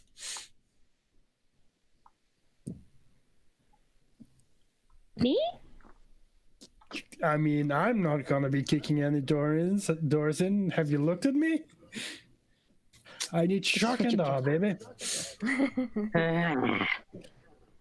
Okay, well, I guess I have to kick in a door. Woohoo! Or how do I kick in a door? At this point, we could really use the other one. You can do with the an athletics check. You can force it open, door or the window with an athletics check. All right, well, I'm gonna go ahead and Mara attempts to kick in a door. Okay. And sorry, let me swap over. What did you get? 8. 8. An 8. Yeah, so Mara runs up and she kicks it, and it kind of like gives a little bit, but then the wood just bounces right back. I suppose I will give it a go. That's even worse. So Not even gonna try. one of you guys can help the other, and then they can roll with advantage. That's also a way to do it. Okay, what's your athletics bonus? I have a Yours is 5. So actually, Telvar is better at athletics than Currently, Mara yeah. is. So Mara helps Thelvar by pushing it into the door. Yep. You guys can roll. You can roll with advantage. Yay, 17. Yeah, that'll do it. So the door goes between the two of you when Mara's well-timed push sends you forward. The door buckles and opens up. And I think actually now we can move over to our first map.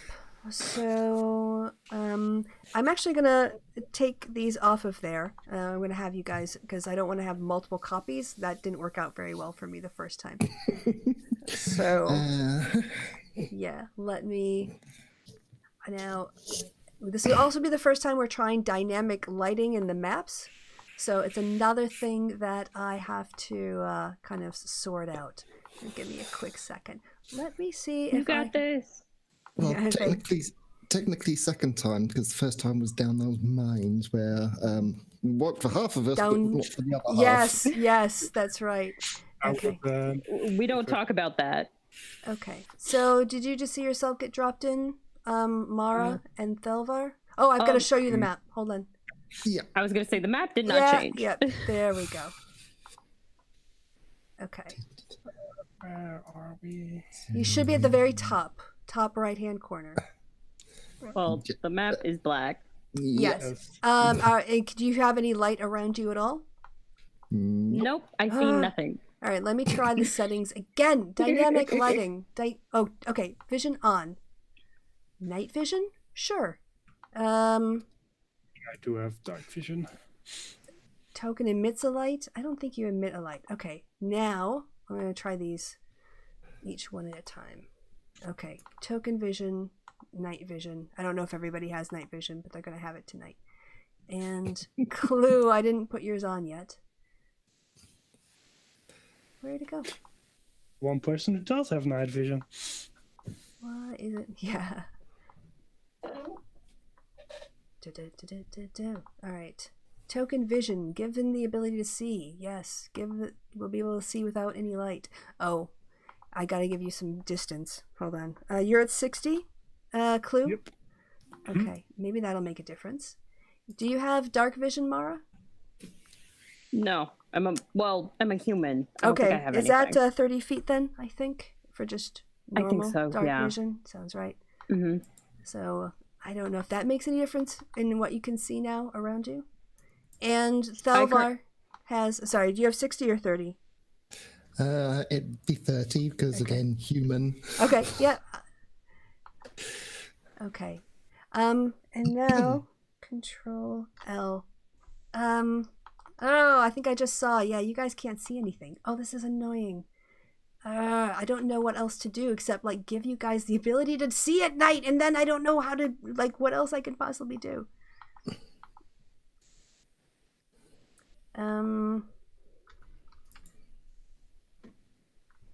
This is so frustrating. I'm really sorry. I thought I understood how this worked. Clearly, I do not. I'm even trying to give you guys the opportunity to have, like, emit a bright light around you to see if that changes anything, but I don't think it does. Let's get Control L and layer advanced. Oh, I'm so frustrated. Oh, maybe it's okay. Let me try one other thing. And if that doesn't work, we can do a theater of the mind, or ahaha. Okay. Has that changed anything for you guys? For a second. Yes. Okay. Second, saw the whole I'm now a map, triangle. All right. For a second, you saw the whole map. You don't want that. and now got the triangles thing. There's one at the bottom left-hand corner, and one towards the top left-hand corner. Okay. I've seen no triangles yet. And now that doesn't work for me. Roll 20. You're supposed to be so awesome, and you suck. Let's see. Let me reload roll 20, see if that does anything. Yeah, I can also try dropping you guys back in. Dynamic lighting on. Explorer mode on. Update when token is dropped. Okay. Let's try this again. I'm gonna try Oh, can you guys drop yourselves in? I'll delete you all out, and if you just drag your tokens again, in the left-hand corner. He's very much in the black. Yeah, Let us stop know when moving. you're ready for us to be dropped in. Yeah. So let me just check what happened. See, I have to like turn on your token every single time. And that doesn't seem to be right. So, okay, we're going to have to go a little bit theater of the mind for this session. I'm so disappointed. I thought it would be... Oh, I see things now. You see things now. Excellent. Okay. All right. So, Mara, can you drop yours in to the map somewhere? Oh, I see you. I see you. I thought I... Yeah, no, I was going to say, I thought I did. I just didn't see where you were. Okay. I have no idea why this is working, but it's working, and that is the most important thing. Okay. Yay! That's what I wanted to do. Okay, and Thelvar, where is your character? Did you drop him back in? Yeah, I just did. Top left-hand corner. Top left-hand corner? All right, let me go to the I left-hand think I'm corner. in... Oh, it was supposed to be top right. Sorry. Yes. I don't... I'm in the dark, I think. Yes, you should be there. You should be out in the street. So you guys should be on the street outside. I am looking all over for your character, and I don't see him anywhere on the map. Can you drop him again? Okay, I'll try and drop him top right this time. Hopefully this will...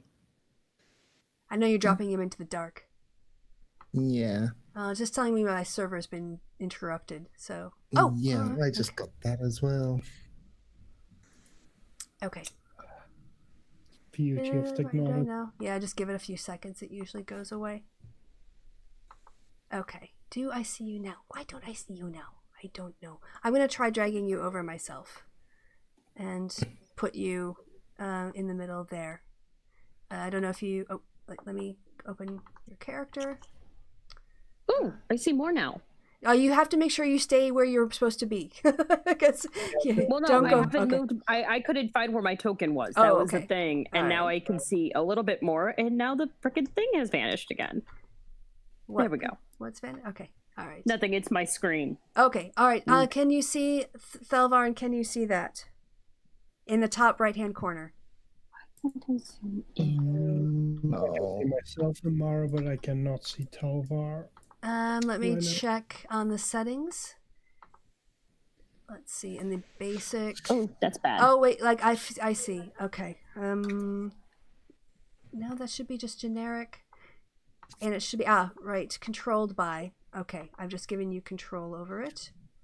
Let's do with him. So now, there's two. Which one can you move, or can you move both of them? I can probably move both. That one, so the one that I put right at the top there, that's not got dynamic lighting, but this one does. Oh, okay. So sorry, I actually need to put you guys over in the. Okay, this is so again, learning situation here. Actually, all y'all are in the wrong spot, and so I'm taking you. You actually should be in a completely different part of the map. So let me put you in the yard. This is where you're meant to be, which is the bottom lower bit in the street where it says yard. I'm kind of dropping you in there. And did you delete the other one? That's okay. The one that's in the corner is not you, Thelvar. So I can delete that one. Okay, let me do that right. And Mara too. You need to be actually here in the yard. So this is where you've just, yeah. All right, so now you should. There we go. Yeah. Okay. And it's got sort of blocked light things, so you should be able to kind of see around. All right. You got there eventually. All right. Yes. So yes, you've smashed in the door, correct? And you come into this room. I don't know if I have to move you in or if you can move forward. I think I have to move you in because it's a door there.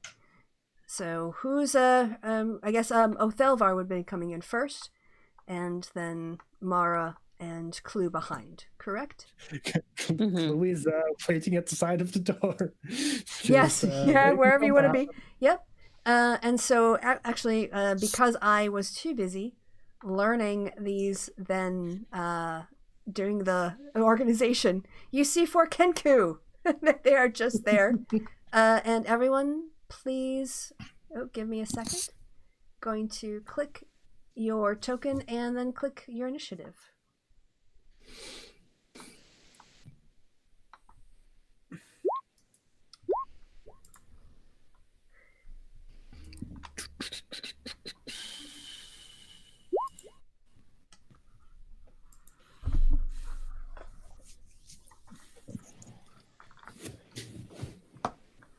All right, let me just reorder those to descending. Excellent. All right, well, the Kenku get to go first, which makes sense because they are very difficult to surprise. And yes, they pull out. You see them, they're sort of like taken a little bit aback by the door. They saw the first ram attack, and they were not expecting the second one to have 2 people pushed through the front door coming right at them. So they draw their short swords and rush you. So the first one comes up to you, Thelvar, and goes ahead with a short sword. What happened? I didn't see. Is it an 18 hit? Yes. Okay. Yeah, you don't have any weirdos with 21 AC in this game, so... Okay. So the next one.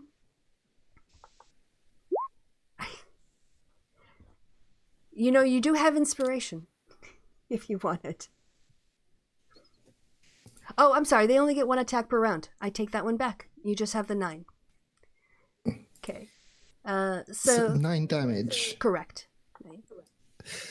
I'm on 1 HP. Okay. Fun. So this one We should have slept. comes up to Mara and goes in. I've only got 11 max. I had 10 because that's what I was healed up to. We're only first level. Yes. All right. I have that would have straight up killed me. Yeah. I forgot. This Kenku is going to go ahead and take a swing with a short sword at you. Mara, does 14 hit? Yes. Okay, and that's 8 damage. Okay, well, I'm at now 2, so. Okay. Well, Chloe is enjoying not being in that room right now. All right. So these 2 Kenkos look at you, and they go screeching. They start talking to each other in some way, and they run off into the other room, like they're going to alert someone. So they disappear into the darkness. And then that is their turn. So next up is Clue. I guess he's gonna just run. Oh, shit. Just run into this fighting, and he's just gonna try and stab that Kenku. All right. 21, assume that hits. Yes, it does. And it's next to somebody else, so that's 10 damage. Oh, all right. Yes, it looks stunned at you as it starts bleeding vociferously as you slash it with your rapier. You actually cut almost like across its throat. It's not quite dead, but it starts to reach up and it starts to choke as the blood is sort of half pouring out of its throat. You guys give up now? You don't have to die. Just desperately trying to ignore his 2 dying friends. Don't pay attention to them. Okay, is that your turn? Yep. Okay, next up is Thelvar. Don't forget, murder is illegal. In self-defense, yes.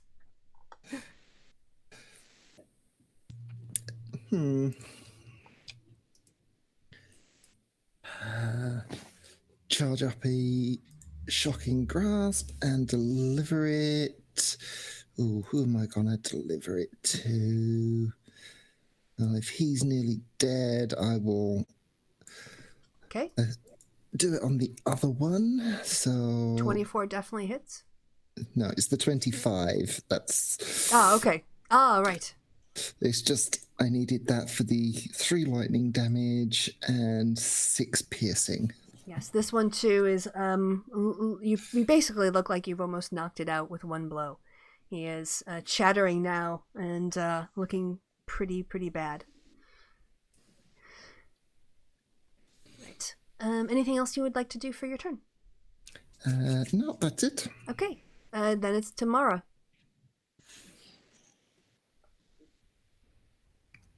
Child, what mess have you gotten us into? I don't understand. You could have just activated me, but no. you have to be this whole monk of the way of mercy, blah, blah, blah. So Mara pulls out her spear and goes. We still have one of them nearby, right?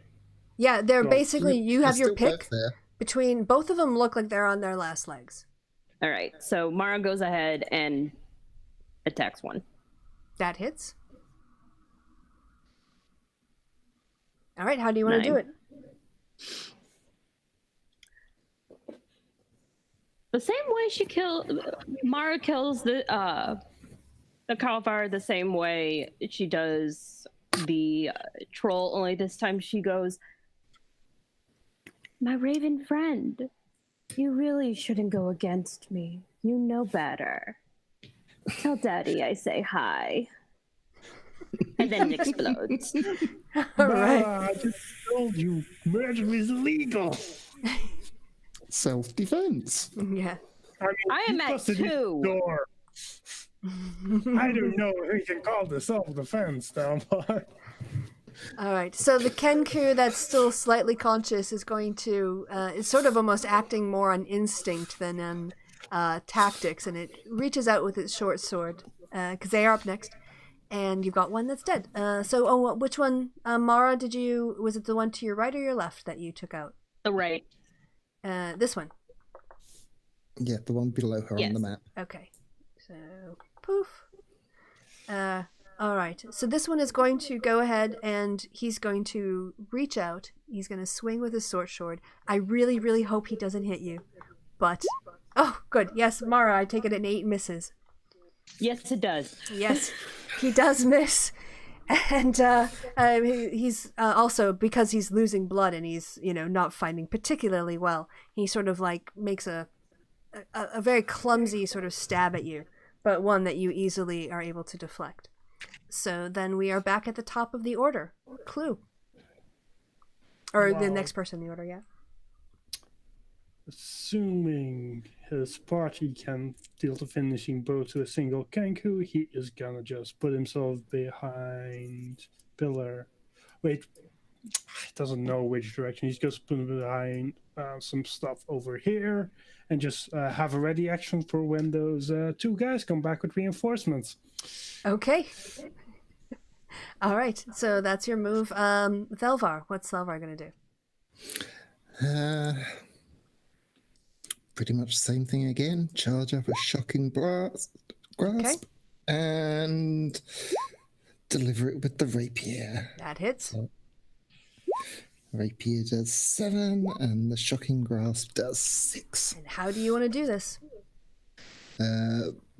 Basically, aim with the rapier with the electricity crackling along the blade, and I just pierce straight through the Kenku's throat, and it just electric basically arcs all around his body, and as I pull it out, he just slumps to the ground.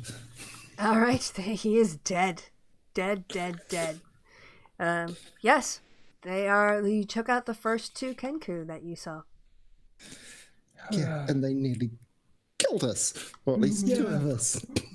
Yep. At this point, And someone calls that not self-defense.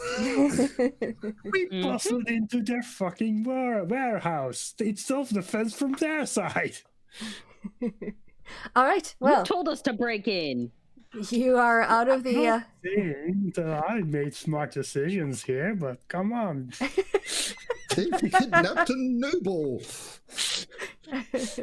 Fair point. All right, you're out of initiative. The other ones have disappeared into the darkness. What would you guys like to do? Search. Surely someone's left a healing potion around somewhere. All right, you can you can move around now. You are in the room that you can see. Yeah. Okay. We set Clue up as bait. There appears to be lots of boxes and stuff around, so I'm gonna start. Did I just walk into something I really did not want to walk into? I follow. Yeah.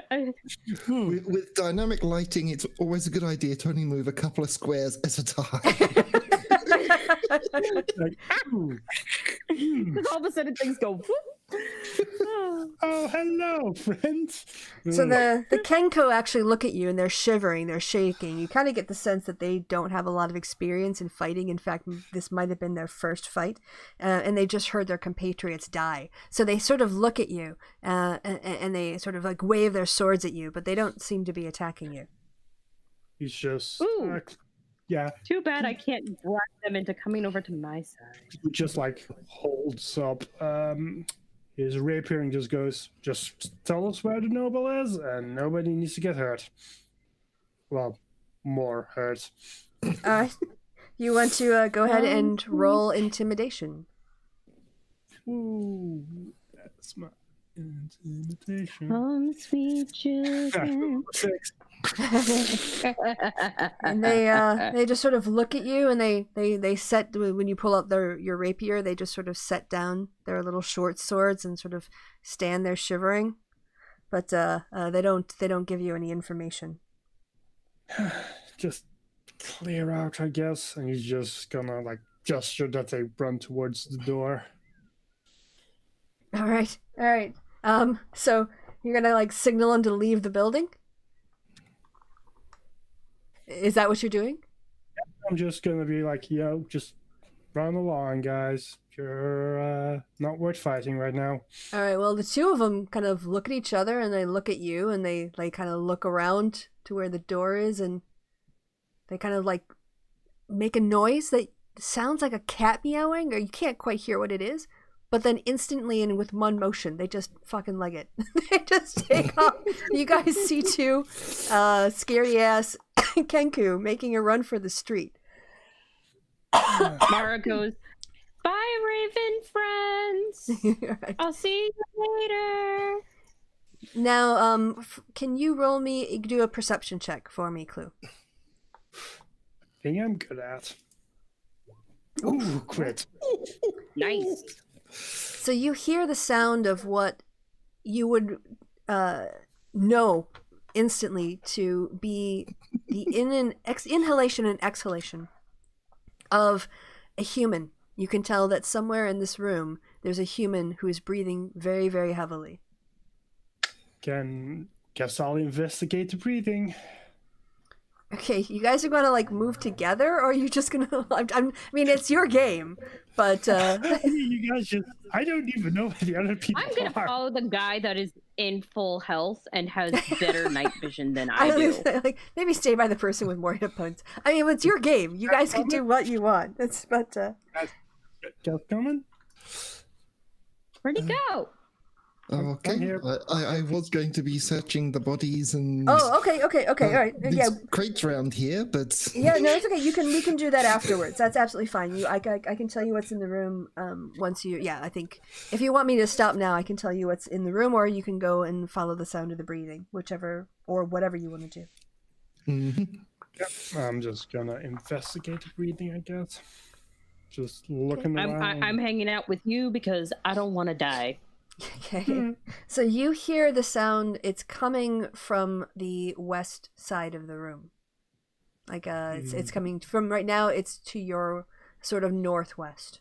You could hear it. Guys, follow me. So this way. Close. Actually, I need to make sure this isn't on the GM layer. It might be on the GM layer. So let me just check here really quick. I just realized that maybe you guys can't see. No, it should be right there. Okay.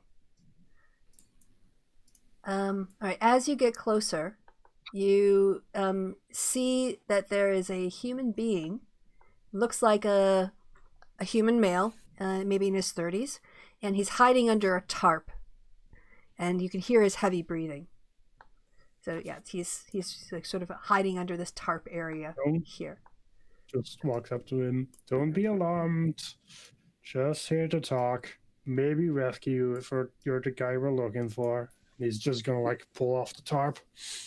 Okay, so the guy you see underneath, he's sort of like he's lying on the ground. He's got his hands. He's showing you his hands. He says, "Please, don't attack me. I'm Renee. I'm Renier, never Ember. The son of the old Open Lord. Yes. You wouldn't Yeah. happen to know where your old drinking buddy is, right? Oh, are you guys here looking for Floon? Yes, that's Oh. correct. Oh, that's fantastic. Oh, yes. Floon's not here. Where do I even start? Well, I guess I can start with the skewered dragon. Floon invited me out. Sorry, what? Huh? Yeah, can we maybe start this conversation in a building that doesn't have corpses in it? Maybe just get out of here and have this done. Sure. So, by the way, when you guys, so if you got Renier, if you want to just like let him rest there, I can tell you a little bit more about the space you're in. Because you were kind of like on that lead where you ran into the Kenku and then you heard the breath, so I didn't have too much of a chance to do that.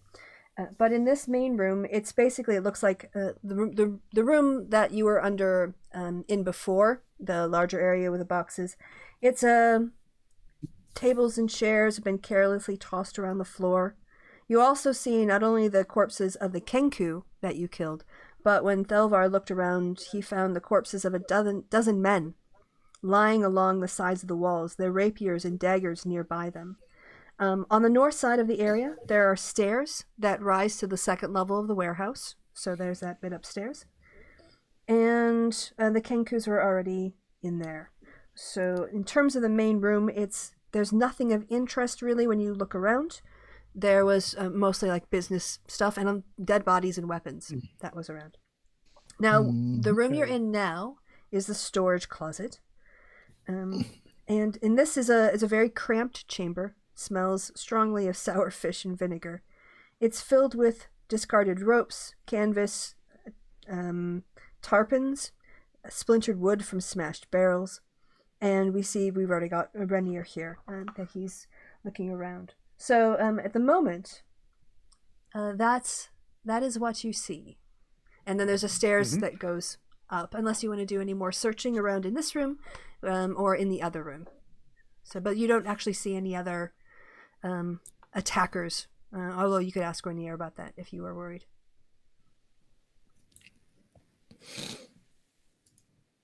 Yeah. Yes. You guys probably cool with getting out of here, having this conversation somewhere comparative. Somewhere where I can rest, please and thank you. I mean, you guys could do a short rest right now. Yeah. Can we please?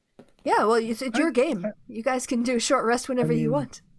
Well, maybe not. I might throw something at you if you do it ridiculously. I don't know if we want to do that inside the enemy warehouse, though. Maybe like go somewhere else and have rest there. That's what I mean. Let's get out of the spooky, creepy place and go have a rest.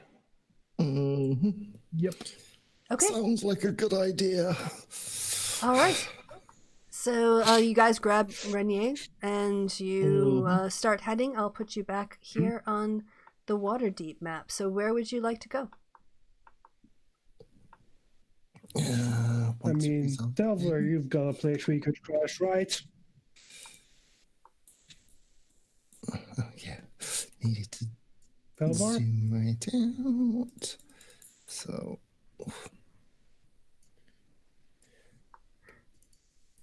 Oh, it's really low res at the moment. Oh, your connection for the map? Yeah. Yeah, that I can't. Well, basically I can... There we go. It's loaded. Okay. It's fully loaded now. Right, so we were down... You were, down in Castle Lane, so all the way down, kind of below the Trades Wards, close to the Southern Ward, I think. Oh, yeah. Yeah, guess we go to Way of the Dragon. If we happen to run into City's Watch, maybe mention there's a warehouse full of corpses, but leave out a bit where we made a couple of them. Yeah, sure. If you guys are sort of taking Renier, I have to make sure I pronounce his name correctly because that's it's like Renier. Of course, Renier. Well, I suppose we're not too far away from Thelvar's place, so we could head back there where we know it's safe and can take a short rest there where we're not going to get interrupted at any time. Sure. And you I like said this plan. you were gonna if you're gonna stop if you see a city Definitely not. watch and make a report. Did you? Yes. Okay. Yep. So on your way back, you do see one of the wandering city watches going through, and you flag them down. And they instantly recognize Renier Never Ember, and he explains that he had been kidnapped, that he was with a friend at the time. He was kidnapped by thugs. He thinks they might have been Zentarum, but he was had a bag over his head for much of the time, so he couldn't quite be sure. But while he was being held by the Zentarum, he heard a terrible noise. He heard a terrible slaughter. And in came other people, other voices, who said, tie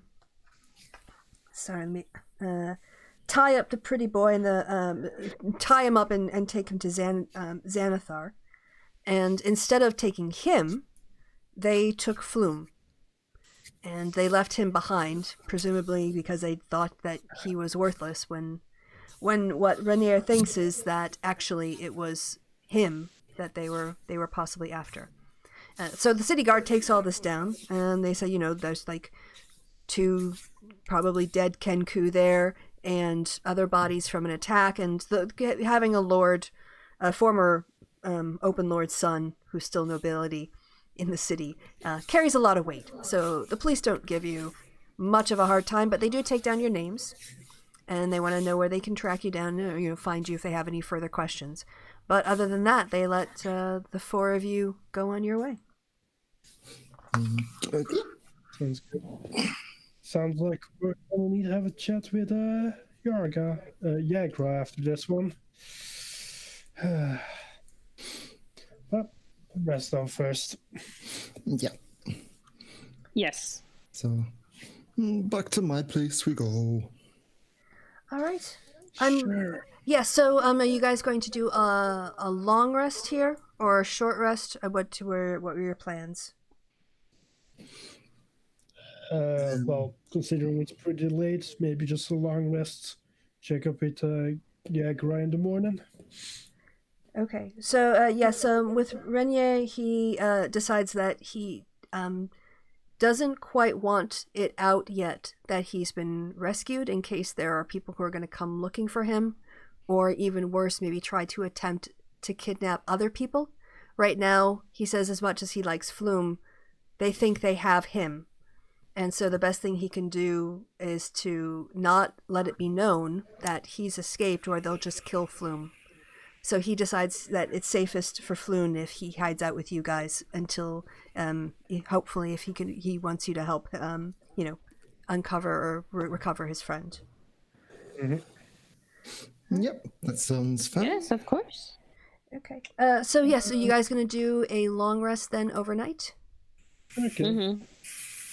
Okay. Mm-hmm. I'm wondering if this is a place to stop. We've been going like 2.5 hours, and the only thing is, like, the next thing you have to do is go find Floon, and that's going to be like more than just a 20-minute kind of role play. So the options are, like, if you want to do the next day, if you want to still do that, I know that there is going to be one of the captains of the city guard, now that he's heard that you've rescued a noble, he wants to follow up on this lead. And of course, you guys also need to talk to Renier. So if you can either do that now, or we can start off with the morning. You're having coffee at the house. There's a knock on the door. The captain shows up, and you guys can get some backstory then. So I'm gonna say let's stop here. I know I was late to the game. no, that's okay. Yeah. It wasn't. You weren't late. It was your computer. It wasn't you. And also, I thought it was hilarious that you walked into the middle of a battle. Right as the troll come out of the pit. We had done like about 15 minutes of stuff, kind of like slowly, like trying to leave it long, but the plot had to move, and so yeah, your timing was actually impeccable. Yep. That was great. Okay. But I would say let's leave it here, just mainly because I would like to kind of do the morning after / find Flume, I think, in one. Yeah, I think that makes sense. And you guys need your rest. Because after you've rescued Renier, you guys are all level 2. Woohoo! Yay! You did 2 fights today, and that's all. It doesn't take too much to get up to like from level 1 to level 2. So the other thing is we'll start off next time with more hit points and maybe some other spells as well. So yes. I actually get spells at level 2 rather than just cantrips. Yes. So not only will you have a whole information from him to find out and interaction with a police officer or captain, I should say, but you can also, yes, prepare your spells or whatever your new talents are going to be and rest up to your full hit points. Awesome. Cool. All right. Well, then, welcome to the first episode of Dragon Heist, Waterdeep Dragon Heist. I hope you're already caught up in the story. I hope you guys are having a good time. And for those of you who are watching, we're going to wrap it up now. So it's going to go pretty quick because we'll do more like after the show talk in future episodes. But I just want to like chill with my players a little bit before we all say goodbye. So we're going to end early with the broadcast. And I want to just invite an opportunity to say goodbye from me and goodbye from the party. Say goodbye, party. Goodbye, party. Bye, Ducky. They did their own bits. Nice.